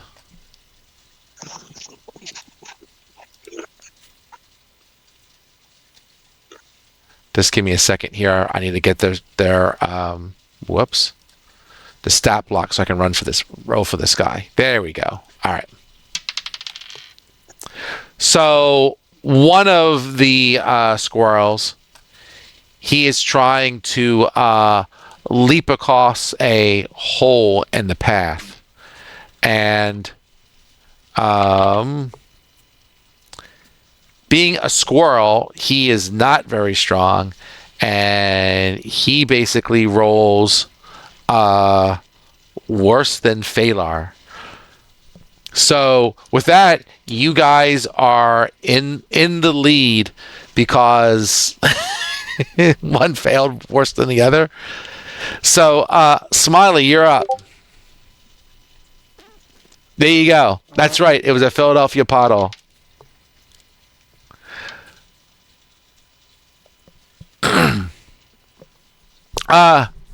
Smiley, you're trying to do the same path that that Phalar is doing.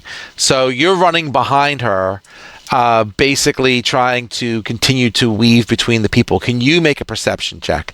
And don't tell me you're bad because you're a druid.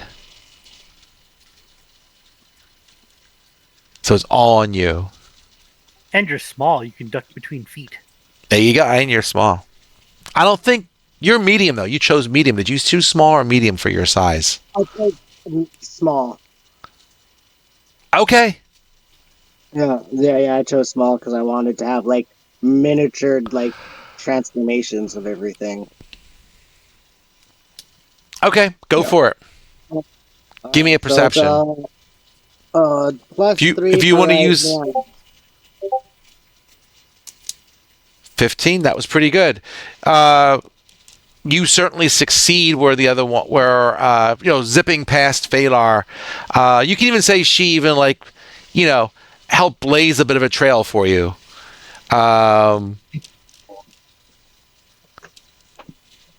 She's just giggling the whole time, thinking it's a game.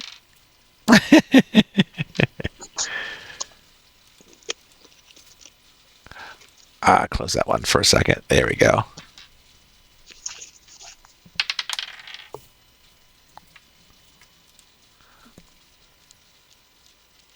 And that another squirrel was following behind you as well with your blazing path, but not quite as good as you are. You being small and you being a druid, being one with nature. You know how to weave between things all the time as you jump along a path, avoiding sticks and so forth. And you're actually beat out the squirrel for that.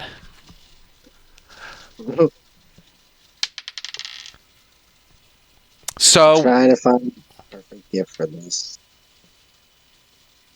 With that, we're up to Chance. So Chance, for you, there basically is no obstacle. You're just going to sprint to the ferry. Make for me a Constitution save / check. There you go. Yeah, and I can run on the walls. Go for it. I'll give you an extra bonus for that. Yeah. This that quick talent is very useful.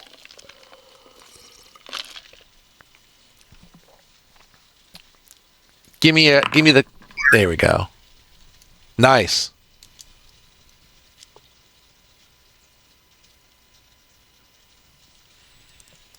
So I would say your guys are about a quarter of the way there, whereas these guys are still kind of taken by surprise or stumbling around with, with seeing you guys all of a sudden dashing off to chase these guys.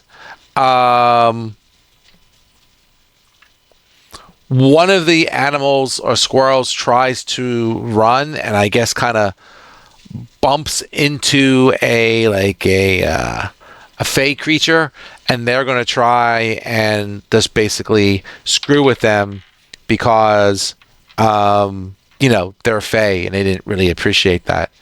And does that rather successfully. You are absolutely dusting these people. Basically, at this point, you guys have like 5 points to their like -4 points. They've actually failed pretty much everything they've done for one reason or another. We'll say this goes to 10. So you are halfway there. Who are we up to? We're up to last press pharmacist. Pharmacist. What do you want me to do? I'm spinning for it. There's a table.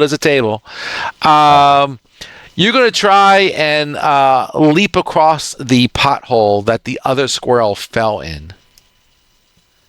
So give me a athletics check. Can I save? Can I say that can I try for acrobatics and do more of a flip over it? Sure, go for it. That does not freaking. All right.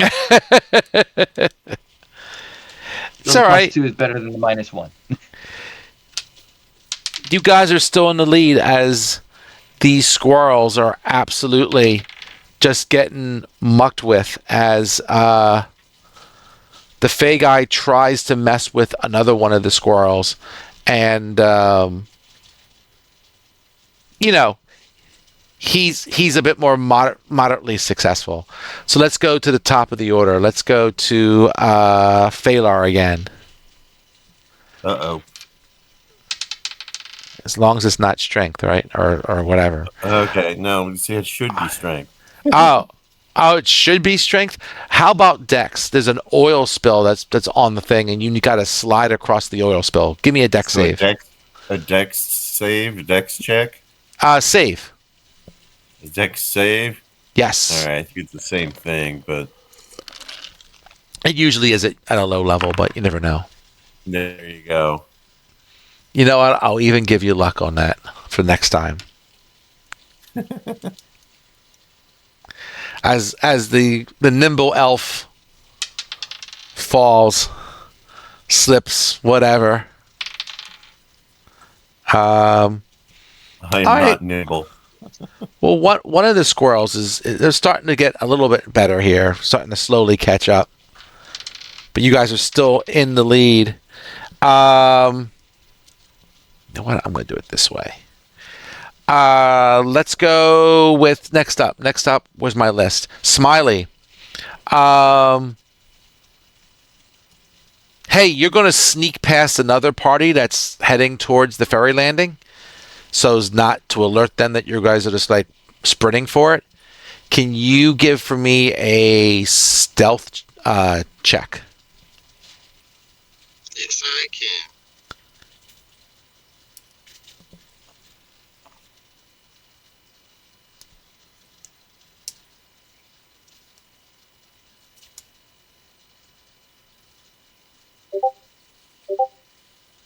Nope.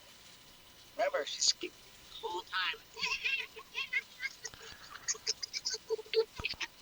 I keep trying to be quiet, but like still speaking. I caught all that, but you sound far away. I don't know if you're in a bad spot in your house or whatever, but I did catch it all. You sounded very squeaky, like a squirrel almost to me. I was trying to like laugh, but muffle it, so I'm not like reiterating. One of the squirrels are going to try and do similar, and they have caught up a little bit more. I'm going to say let's finish this round. Whoever has the highest total win, because I don't feel like spinning these things forever. So, Chance.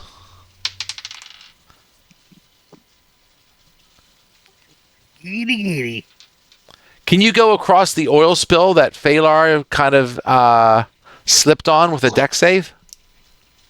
Well, I guess if I have to, I have to come down off. If I have to come down off the wall, but We'll Dex is say not the the best. wall or the tree or whatever you're running on stops there. You got to run on the ground. Yeah, Dex is not the best. It's all right. Or or it's like leaking from the wall or the roof and it's going into a puddle on the floor from that wall he's running on. Boom. It's like dripping like an old cavern. There you go. I guess I managed to get enough distance off the wall to jump to clear the oil slick before Yeah, going. there you go. Oh yeah. And I'll kind of offhand. That's how you do it, Phalar. One of the squirrels tries to intimidate a group of travelers who just disembarked from the ferry, but the travelers just kind of look at him and just kind of like, you know, give this squirrel a smack. Like, what the heck? You're a squirrel. You're not gonna yell at us. So it failed its chance, and we'll do one more with the pharmacist, right? Sure. Um, make for me. Let's see. This is number. Yep. Okay. So make for me a con save as you're getting close to the boat and you're just trying to withstand the odors coming off of the river Styx. There you Okay. go. You've smelled worse. In fact, I have. one of our companions smells worse. In fact, I just don't smell it over the copious amounts of perfume that is coming off of my already filling up alchemy bag. I thought he was talking about you. Okay. So with that spin, you make it onto the boat. So you jump on the boat. You each pay the ferryman a gold or what have you to ride on the boat, and the boat starts to pull away, and you see all these like chittering little squirrels and other folk like you know yelling at you, cursing at you. Maybe Daffodil or whatever understands their mean language better than the rest of you, but they are not I haven't happy to be seen the left last of behind. those squirrels. I give him a jaunty salute and a cocky grin. Really hope that doesn't come back to haunt us. You never know. I didn't. Hey, I didn't insult him or anything. I gave him a salute. Nice try. Daffodil yells off in the distance. It was fun playing with you. While you're on the boat, you're traveling the boat, going down, having a nice pleasant. I'll put pleasant in air quotes going on the river Styx. Um, voyage down the river. And I'm going to say that your next night of travel is going to be on the boat. So it's kind of an overnight boat trip. Can each one of you, let's see, make a wisdom saving throw, please? Nothing nasty. Don't get worried. I don't even know what my saves are. Yeah, I guess I got to get that for you. Um, Needless to say, I saved. give me a sec. Hey, I got dice here. Anybody want to play? Zoop. My wisdom saving throw, I'm pretty sure I'm in for a game. I'm going to make all the wise choices right now. There you go. So, all right. So Smiley, I gave you your numbers there. So Sweet, +5. Okay, cool. so I got like right now not the pharmacist. Let's see what Smiley I gets. have a feature that helps me with this. I'm sorry, I can't help it. It's a very skill-oriented adventure. Of course, you're not missing. You're not missing with your attacks. It could be worse. Somebody could be hitting you. True.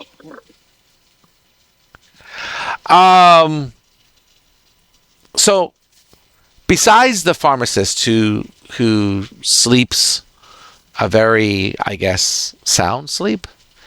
I go through my trance and I get deeper than normal. Yeah, I guess so. Each of you, well, 3 out of 4, end up getting having a dream, which you construed as a blessing from the dreaming god. And the dream is that an elf servant in a fine wool suit opens a wooden door to you.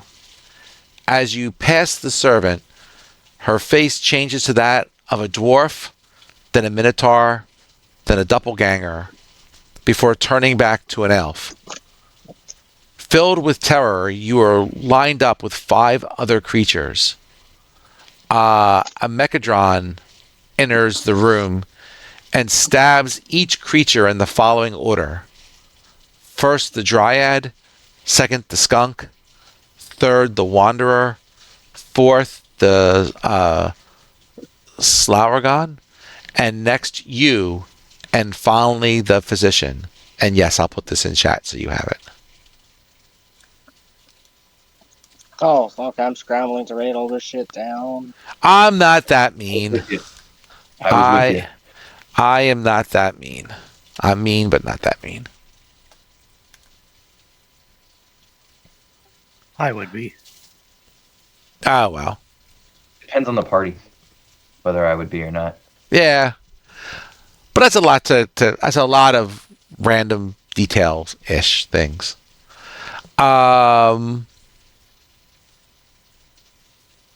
I love the fact that the physician is right. It's in it here, after me being the pharmacist. There you go.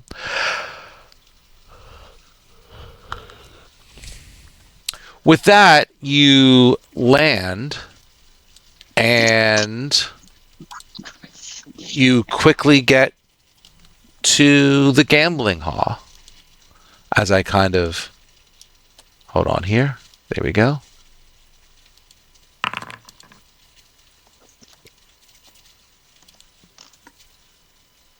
Getting the low numbers out of the way. No, that's fair. It didn't work for a pharmacist, but that's fair. Well, considering I usually have nothing but low numbers.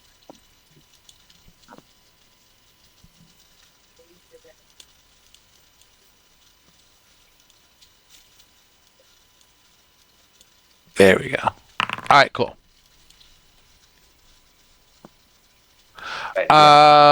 Let's do this. Go back here. All right. So,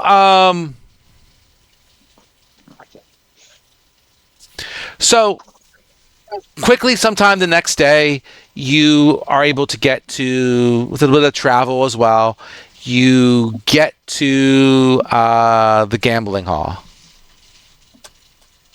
Which, hey, there's actually a map for.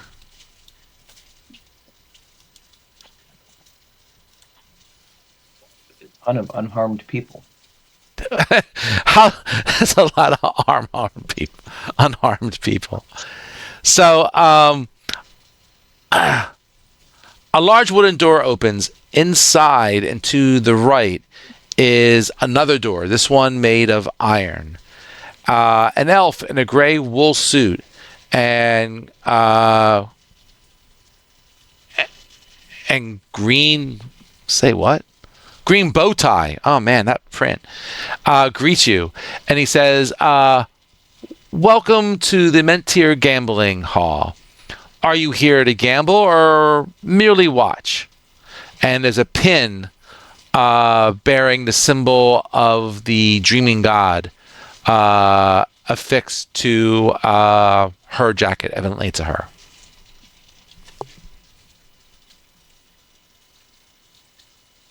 Of course, it's a her. It says so right here in the dream we had last night. There you go. There you go.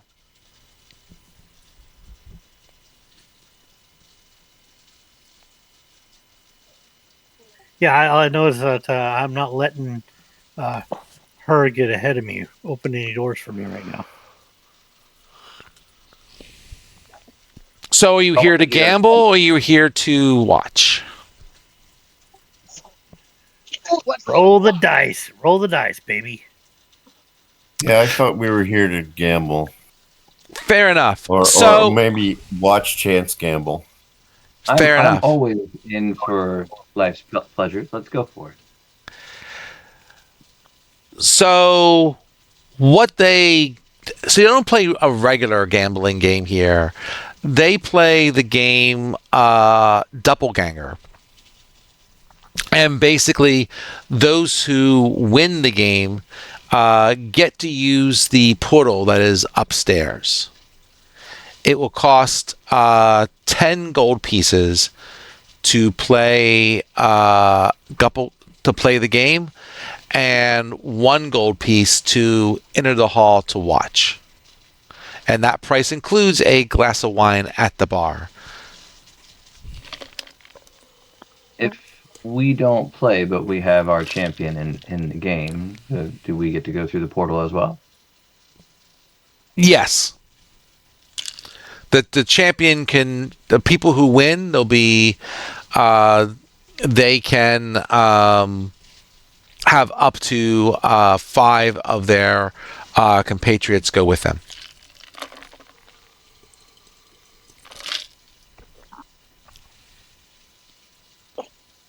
So whoever's good at gambling, because definitely not this little one. I'll cheer you on. The I'll game, watch. the game is very similar to. It's basically stealing off a werewolf. If you played werewolf, I have not, so it's not dice. it's not dice. It's personality. That takes part of my advantage. Yeah, I mean, I'm more than happy to sit in. Okay. So the idea here is that there's a Metatron at each table. You are going to be each person playing, and there'll be 6 people playing, even though there's not 6 people at the table. I guess you could say there's 2 tables. I don't know. But, the 2 tables combined make 6. How about that? So there will be a card dealt to each player, and 5 of the players will be the townsfolk, and 1 player is secretly the doppelganger or a werewolf, however you want to think of it. So you look at your card, keep it secret, and then you debate with the other players to try and suss out which person is the werewolf doppelganger. And then the players vote, and if the players will score 1 point for correctly guessing the doppelganger, and 1 point if the group chooses the correct doppelganger. If the group doesn't choose the doppelganger, then the player who is the doppelganger gets 3 points. And at the end of so many turns, the players with the most points wins. They're saying 6 turns. So there you go. So before you go play, I slap the pharmacist on the shoulder and say, "Good luck." That constitutes the verbal and somatic component of guidance. Fair enough. You're not coming with me, Chance. All of our eggs in one basket. So sure, so you guys go in, and as you walk in, you notice that the creatures that are there are, they're basically, TOV's version of robots, Metrotrons, whatever you want to call them, right? So, actually, well, they are called. Are they Metrotrons in 5e as well? Whatever they call them, I think they're called slightly different in 5e, but whatever. Modrons. Modrons, thank you. Um, they're keeping a very, besides dealing the cards, you see that they're keeping a very robotic eye on everything that's going on to try to make sure there's no cheating going on. That's why I did it back here. Fair enough. And that's why I didn't spin any dice. So, Well, I'm very lucky today. so Persuasive. in that sense, they are keeping an eye out. Is all I'm saying. So, fair enough. So let's do this.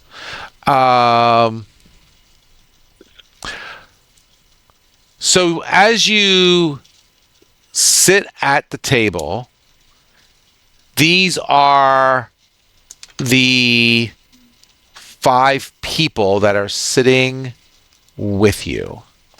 And give me 1 second here because I need to do some editing. 1 second here. One.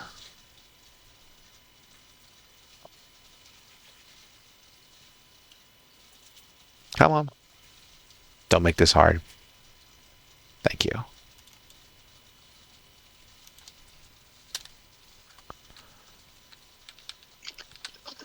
That one icon that you have there is like Jodie Whittaker. Jodie Whittaker? Right here, you totally have like Doctor Who right here. Oh!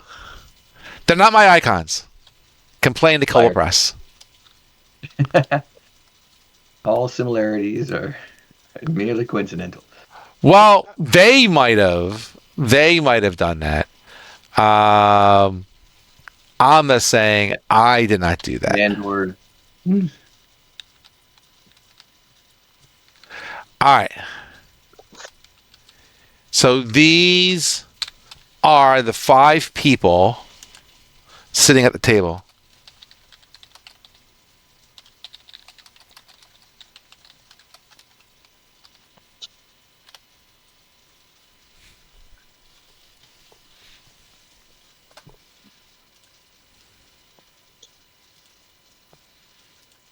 All right.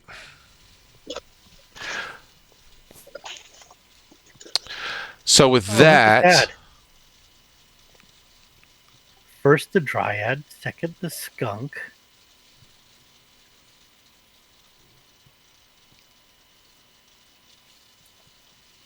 third the Wanderer,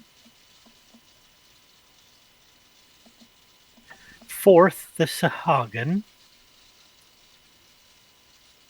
and finally the Physician, also known as the Barber.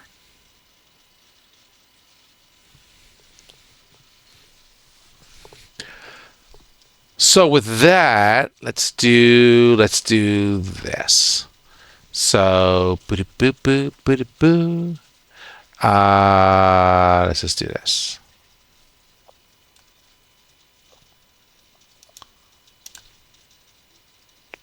Did I close that? I'm silly.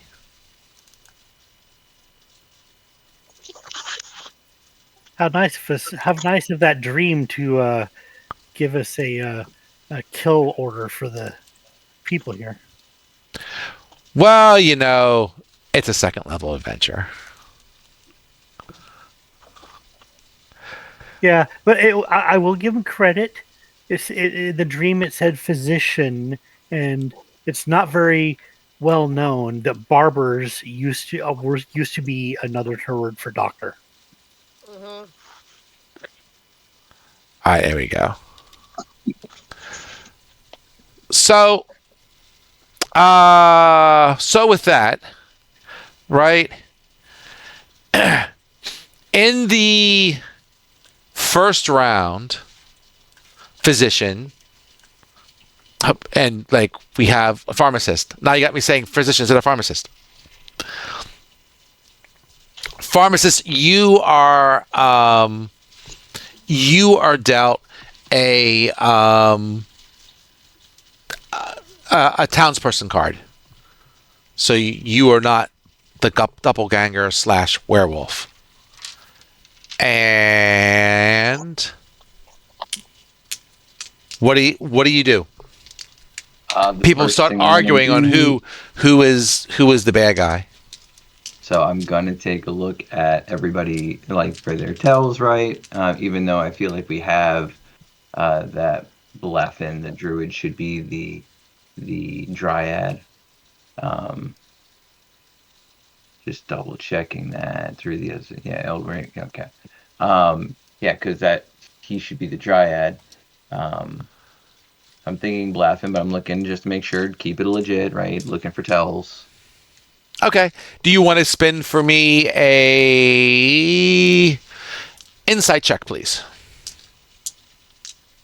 I wish there was ways we could help you without totally and utterly cheating, because Daffodil would not be subtle about it. Yeah, I'm even laughing. Daffodil gets the sense that they take this game seriously, and this is not a time for you to be blabbing. I feel like Daffodil's sitting there with a glass of wine, like, what's this? Yeah. Even I see how closely they're watching for cheats, and I'm gonna say, "Hey, good luck, friend. I'm gonna go sit down." So you do with your insight check, you believe that it's following what you saw in the dream, that the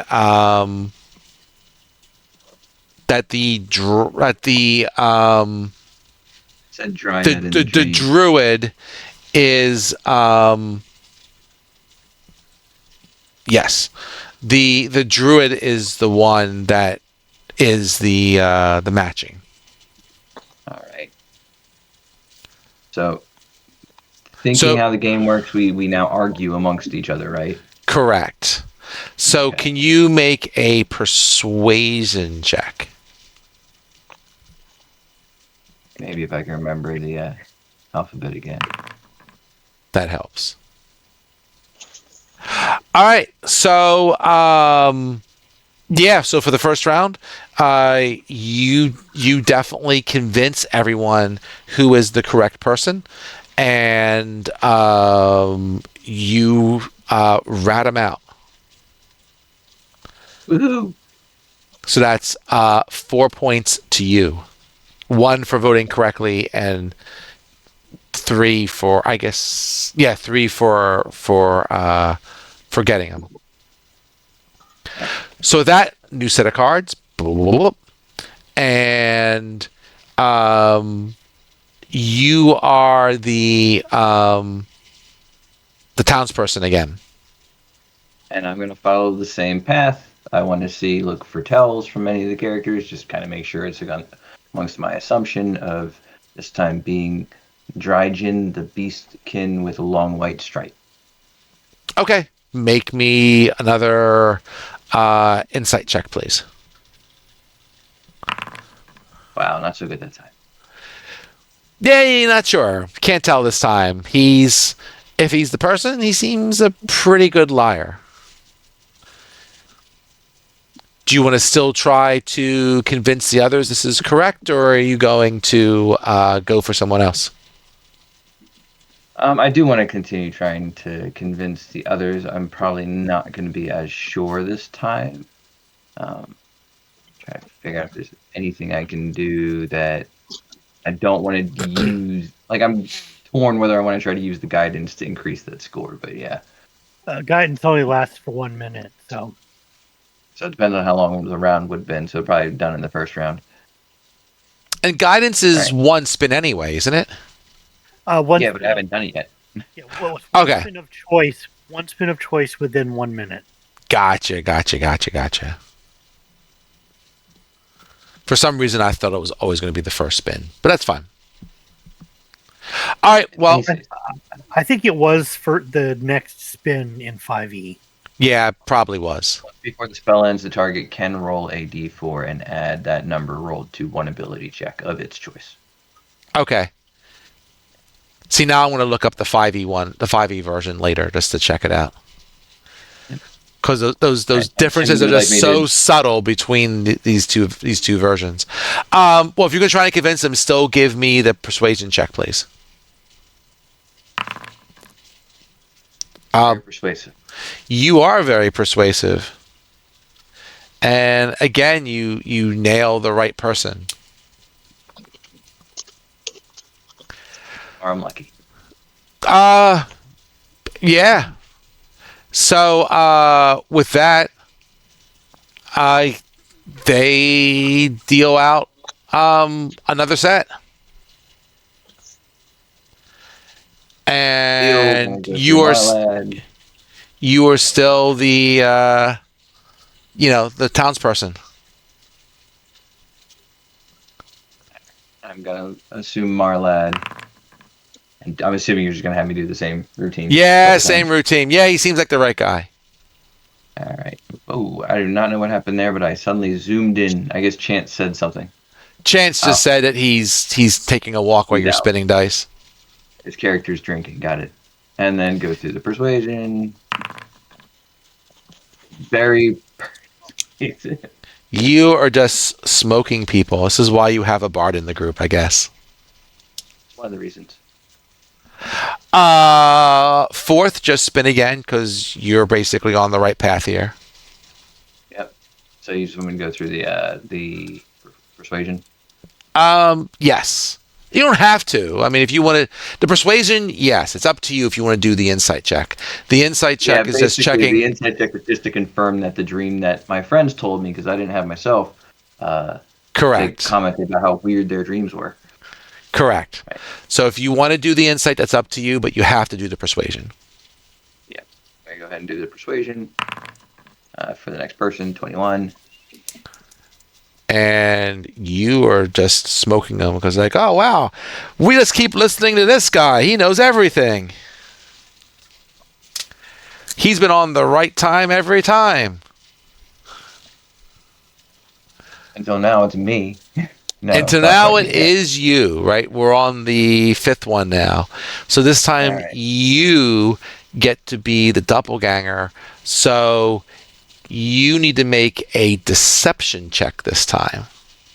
Okay, so now I'm going to try to blame it on somebody else. Probably the druid or something, but let's see. Oh, yay. You cannot complain about bad spins for the rest of the night. You have cured yourself. Right now, you have cured yourself of the low spins. Apparently it took 2 rounds of the 100 D0s. There you go. It took 200 D0s. Yep, no problem. And then you dissuade them, and like, we keep listening to this guy. Now he fooled us. And with that, if you want to do the last one, go ahead. Pursuing persuasion that time. Oh, no persuasion. So for the last one, someone else gets voted on instead. So I'm going to say you voted for the right person, I'm going to guess, but you just didn't persuade anybody else. After you being the bad guy last time, nobody wanted to listen to you this time. They were not going to be fooled again, but instead they got played instead, and that guy got away with it. But you still get a point for voting for the right person. So you easily smoke these people, and you get the rite of passage to go on to to go on to the portal. This makes up for trying to open up the box. There you go. Fair enough.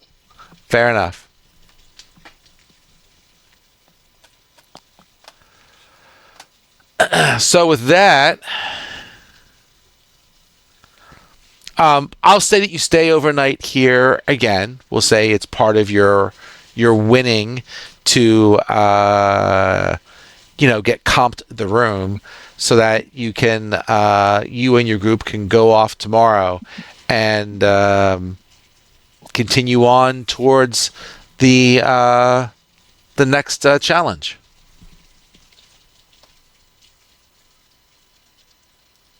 Yay, Hey you guys, did it! I got us free room. Now she is going off the hook. She couldn't scream or cheer the whole time. Like every time she could or tried to, someone would shush or quiet her. So like now she's just like, yeah. Why does your cart have teeth, but that guy's doesn't?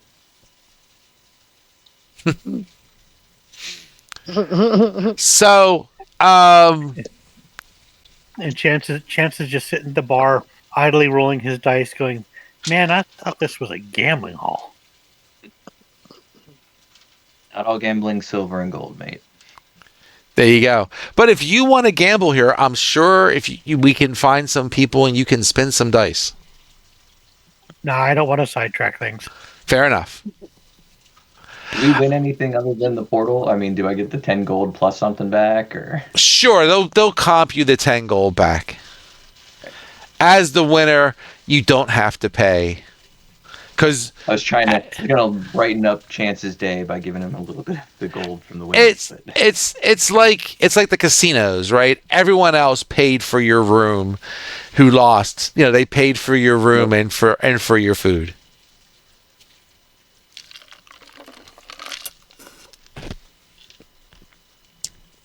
Excuse me. Oh, there you go. I like that one.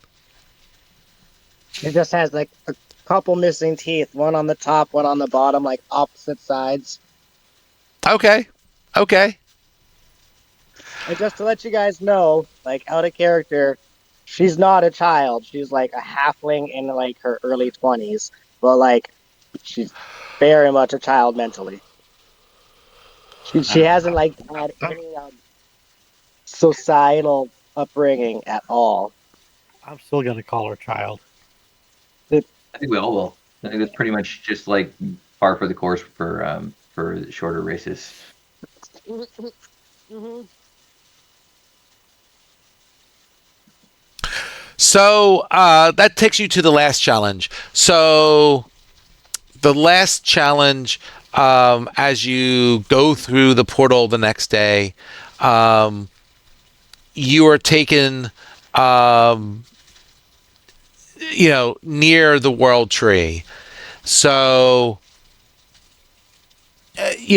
basically, as you move towards it, there's a wall of thick foliage, soar 60 feet in the air. A neat doorway, 10 feet high and 8 feet wide, beckons you into the welt of Dryphus. Okay, we'll go with that. But basically, this is a knot on the world tree that basically will serve as a shortcut. So there are druids that erected protections to control the world tree access via this knot. And basically, you either cross safely through this to shave one day off of your travel. So let me see what I got here. Boy, those druids are kind of naughty, huh? Ha ha ha ha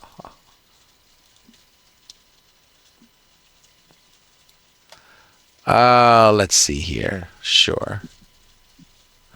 I gotta put you guys.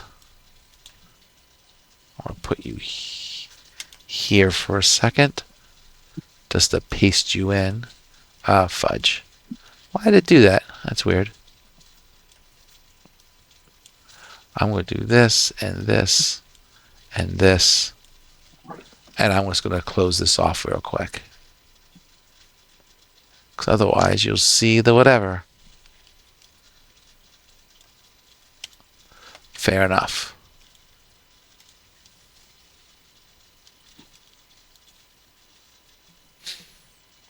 So this is the maze, and I'll just say use your imagination a little bit and assume that the maze is a bit more complex than this maze.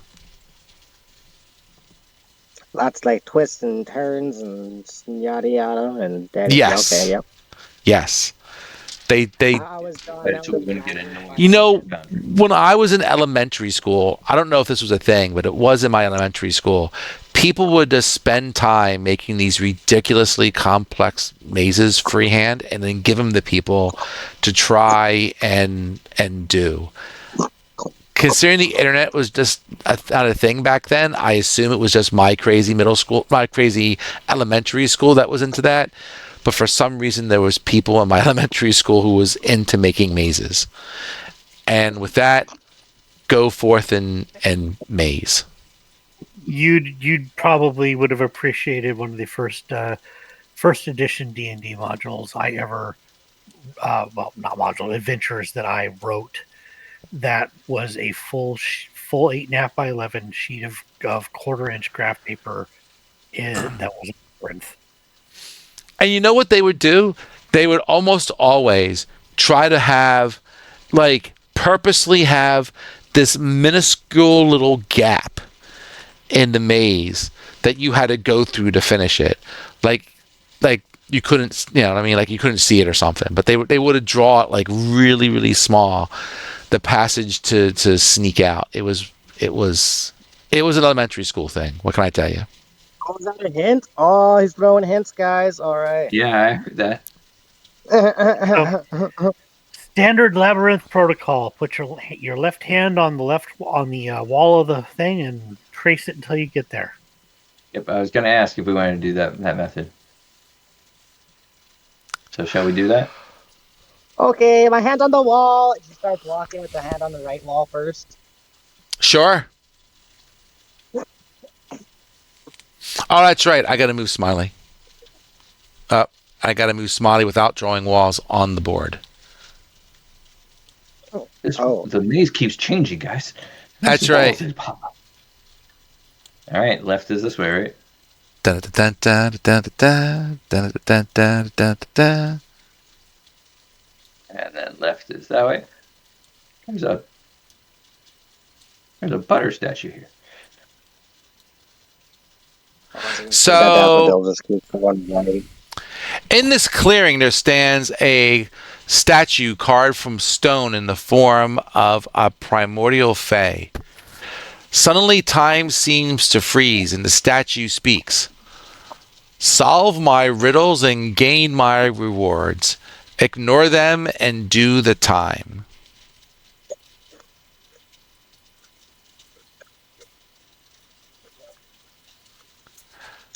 And we would So, like to solve the riddles. the first riddle is what has a neck but no head? Bottle. Well, that's one.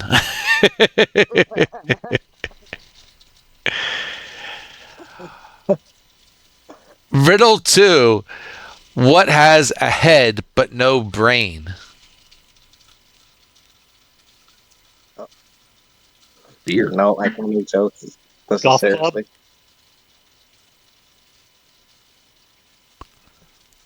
Well, they weren't going for golf club. I was saying a beer. Yeah. I like beer too. So the statue thinks for a minute. It's like, I wasn't thinking of that. That's a good answer. Applies to the ways of science. We're going to go with it. His answer was lettuce. Oh, yeah. But he'll accept your answer because he's like, yeah, I like that. Hey, it probably amused him. It did. It did. It amused me too. The more you take of me, the more you leave behind.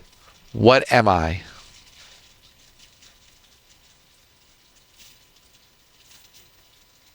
Time.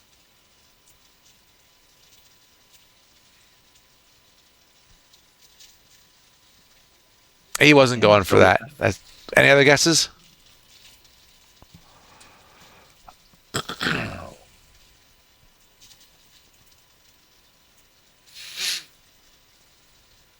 Insurance fraud.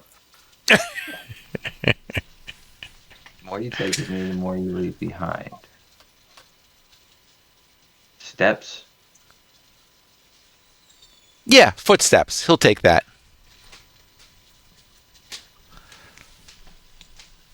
Hold on 1 second.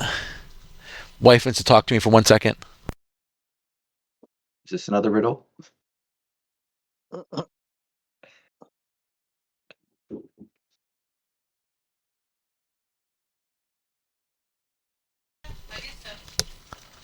right. Nope, never mind. I got cheese.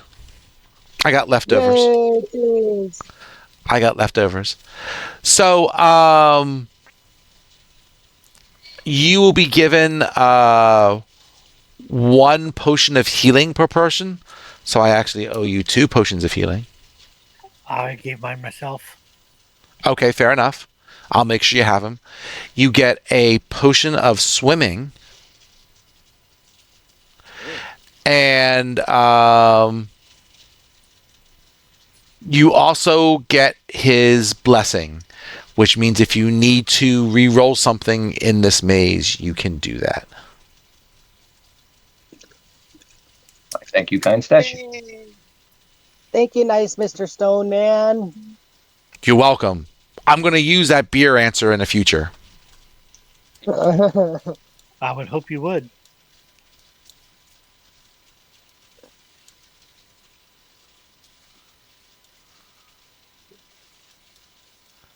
See, Push, I push didn't this. want to say it, but I was thinking like the more, I'm gonna go take a poop. The more you leave behind. Everyone says I'm gonna go take a poop, but you're I actually was taking a thinking piss. about that too. Yes, I'm not the only one. Sweet. Let me get Chance over here. Oh, potion of swimming isn't in the thing. So I'll find something. That's fine. So so this here is a you see old willow trees that line the edge of this clearing. Their skeletal branches cast in ominous shadows. Cracked stone statues clog the center of the path. So let me get closer here.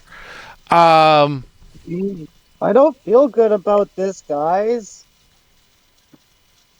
Those trees are hurt. anybody remember the song for that Tom Bombadil sings, "Old Man Willow"? As you're moving through, Phalar's already moving through. So Sorry, I wanted to see the other end of the room. fair enough.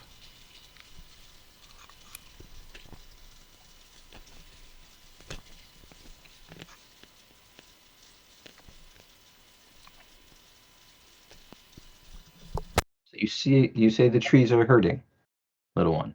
They don't look good. Because you said they're all like, skeletal, so like not many leaves or anything on the branches.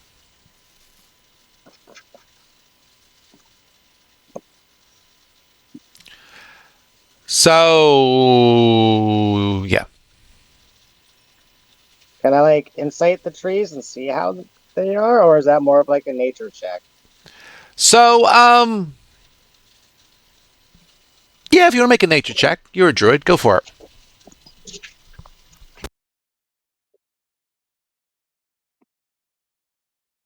Oh, that's the wrong one. Lean over to Chance and Phalor as Daffodil goes over and starts speaking to the trees, just like, do you guys have any clue what she's doing? I'm sussing them out, but they just look like dead trees to me. They look like just scary trees to you. Yeah, just scary. They unnerve her. And I'll say as you go there, it the shadows, the branches seem to move, and the shadows of the trees actually seem to attack you. Can you make a dex save for me? Oh shit! Yeah. Okay. Oh, they're whomping trees. Their shadows are. I think that was a +2 only.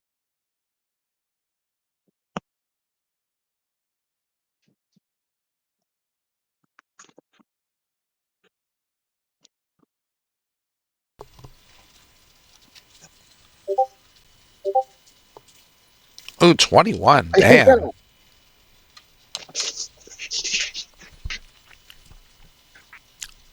So the shadows try to reach out to you, and they miss, right? Um, Not sure what they've done would hit you, but your instinct is just to kind of go for it and get the hell out of here over the other side. Because you see the other trees kind of stirring, and She's gonna shriek like and like just bolt for the other side. And then like as she runs, stay away from the trees. everyone make that deck save, please. What? Yeah, there's a bunch of trees here. They're all swiping at you. No. Trees got reach, man. Yeah. I'm back to rolling single digits.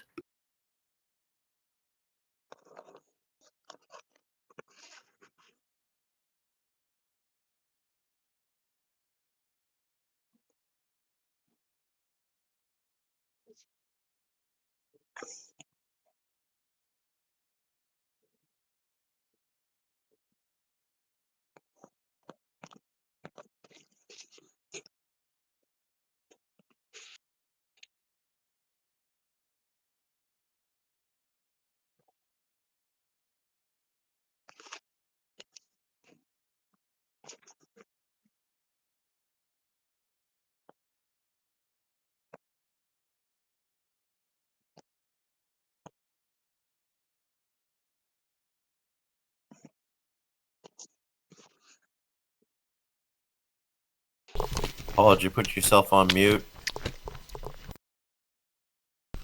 I'm trying not to chew crackers in your ear, so Oh. my apologies. Oh, you just kind of disappeared there. I did it backwards. My bad. So, yeah. So for those who are frozen, well, for those who are hit, you're like incapacitated for a minute, and then the trees don't bother you, and then as you start to move again, they'll take another swipe at you. Can you make another deck save for me, please?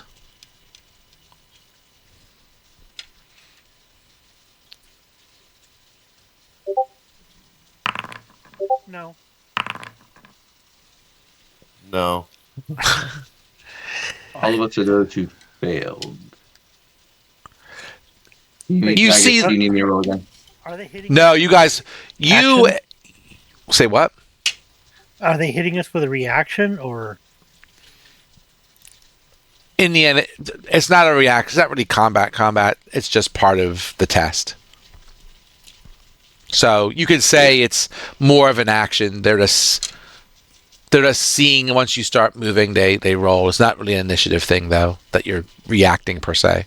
If it makes you feel better that way, you can. If you have something that like works on a reaction, I'll consider it. If that's where you're going with it. If it would hit, yeah, my only reaction would involve if they had to roll to hit.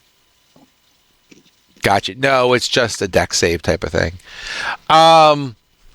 This time you're hit again, and as you come back after the minute, you find that you don't run as fast. You know, it's like these trees are very slowly petrifying you in a sense.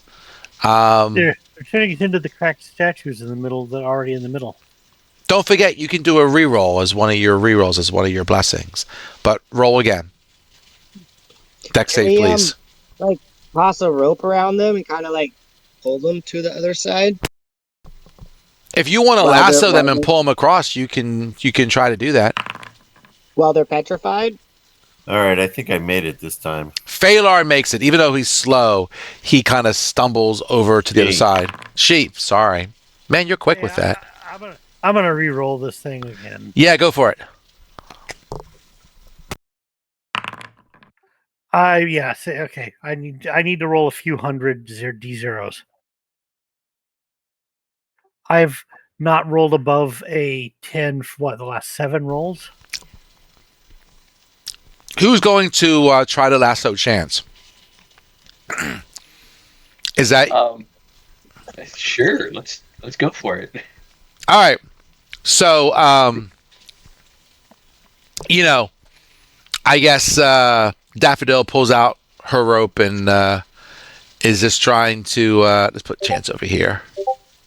Oh my god, no, I get lost. Like I forget how to throw a rope. I probably tossed the lasso at you, but I tossed the whole rope and it flies out of my hand. Like, oh, sorry guys. You're not used to ropes. It's okay. Throw that back.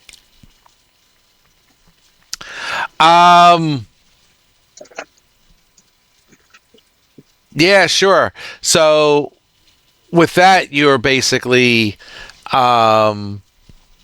stunned and restrained after that minute. So one more chance, please. Give me one more deck save. And on that note, I'm going to give him some of my bardic inspiration, shouting to him that he can do it. So I think, what is that? You get Hey, I think I might actually make it. Yep, that gets you through. So he gets through to the other side, and Chance will say that you're really stiff after that experience. But over time, as you kind of walk through what's left of the maze here, you you shake it off. It probably have no effect, but as I am safely out of range, I'm going to turn around and insult the tree. Hey, don't hurt its feelings. Take that, bark for brains. One second here. Oh, there was a splinter. You see the one tree lose a few leaves and seems very sad at your insults. See, I told you they take things very hard.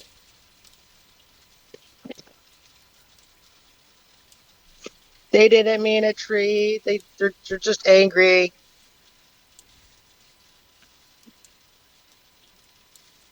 I'm supposed to be on left hand or right hand? And she failed Must be her left. intelligence check I just made, so she's going to be following the opposite wall this time. Well, you kind of all of you are. Actually, see that check. Yeah, because I yeah, am why are we wrong going? wall. Oh, because that's the only way to go. Oh, still though. And then down. I found a hole. With water All breathing. right. And a door. There is a The door. lever to open the door is inside of the water. So a spring bubbles into a pool at the northern eastern edge of this clearing near a rare puncher in the thick foliage. There is a copper-scaled kobold swims up from the bottom. Blasted devils, he curses under his breath before walking off. Blasted devils, you say? Hmm. Oh, hey, isn't those the guys that we were looking for? What's a devil? And she blinks at you all seriously, her like innocent eyes just wondering.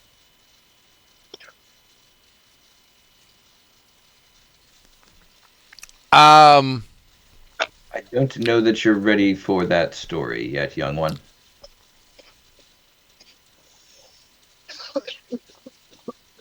But don't play fiddles in Georgia. I love Uh, the I kobold don't know it. is. The kobold looks at you and says, "If you're going to go through the portal, be careful. There are devils on the other side. They displaced me from my home on Kankor. Any chance you have a key? No, we have a key, don't we? Yeah, we already have a key. Okay. Yeah, the key is to get out, to get off planet." He basically says, um,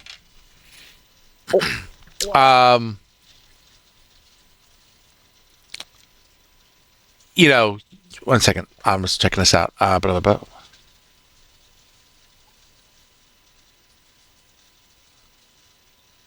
Devils. I thought we were we were going to catch a group of demons.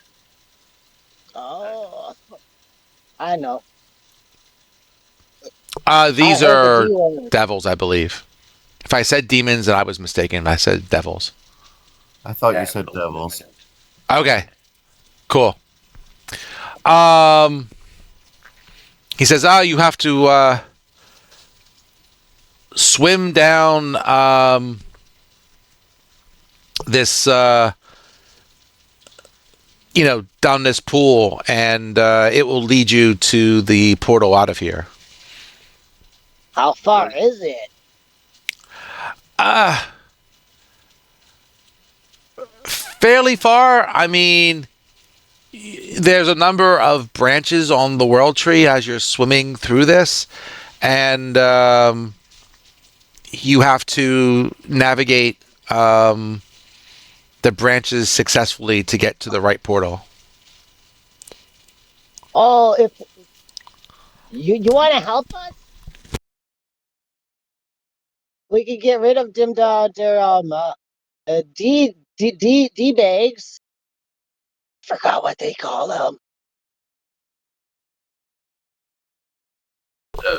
Yes, we can get rid of the devils for you. However, is the only way through this hole in the ground filled with water? Pretty much. If you're a good swimmer, it should be a piece of cake. Remember, What's we just behind got the those. door that just miscolored? I'm sorry, what was that last part? I'm saying, what's behind the door, or is that just miscolored? That's a good question. Oh, that's just I don't know why they drew that there, but they drew an exit there. We go through the exit. Um, I thought we were gonna have to go dive down, grab a lever, and have it open the door. But okay, if we're saying the door that we need to go through is actually down in that hole. Yep, that exit will just take you to another part of the world tree. But if you dive down there, you'll get where you want to go. As long as you're a good swimmer, then you're aces. Even wearing armor. You gotta hope that gravity pushes you in the right direction then. Posting a swimming would help with that. Yeah. Yeah, I was gonna remind them of that. For one person, right? No, you each have We one. have one for each of us. Oh, well then. We each got one? Oh. Yeah, dog. He So- said we each get a health potion and a potion of swimming. So who just swims with Delilah here through the and just saves one of the swimming potions?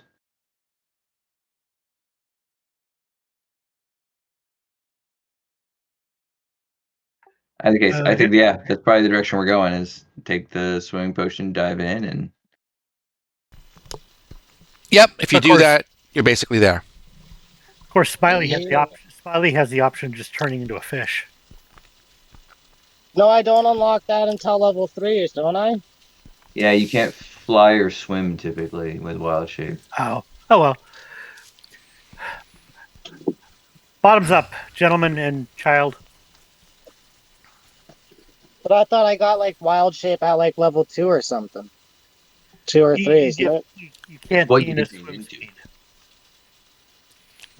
Yeah, you Oh, could be a fish if like that's what you wanted to do as one of your things, and you could decide which ones you want to pick. But you'd have no swim speed. You'd be like a fish out of water in the water. I'd be a Magikarp. Yeah, there you go. You're a Magikarp. Okay. Yeah, because I got 2 forms I could choose from, right? Yes, yes. It Uh, should be Yeah, something that's yeah. within your CR rating, right? So whether it's CR a quarter or half or whatever you start at, I don't remember, but it makes sense to pick something within your CR rating because then you can actually use it. I think it was a quarter. Yeah. Yeah, And probably then a quarter. it's definitely going to be a squirrel for sure. Okay. And something else. So if everyone is taking their potion o swimming, so now I don't have to put it on your character sheet. Yep. You swim down.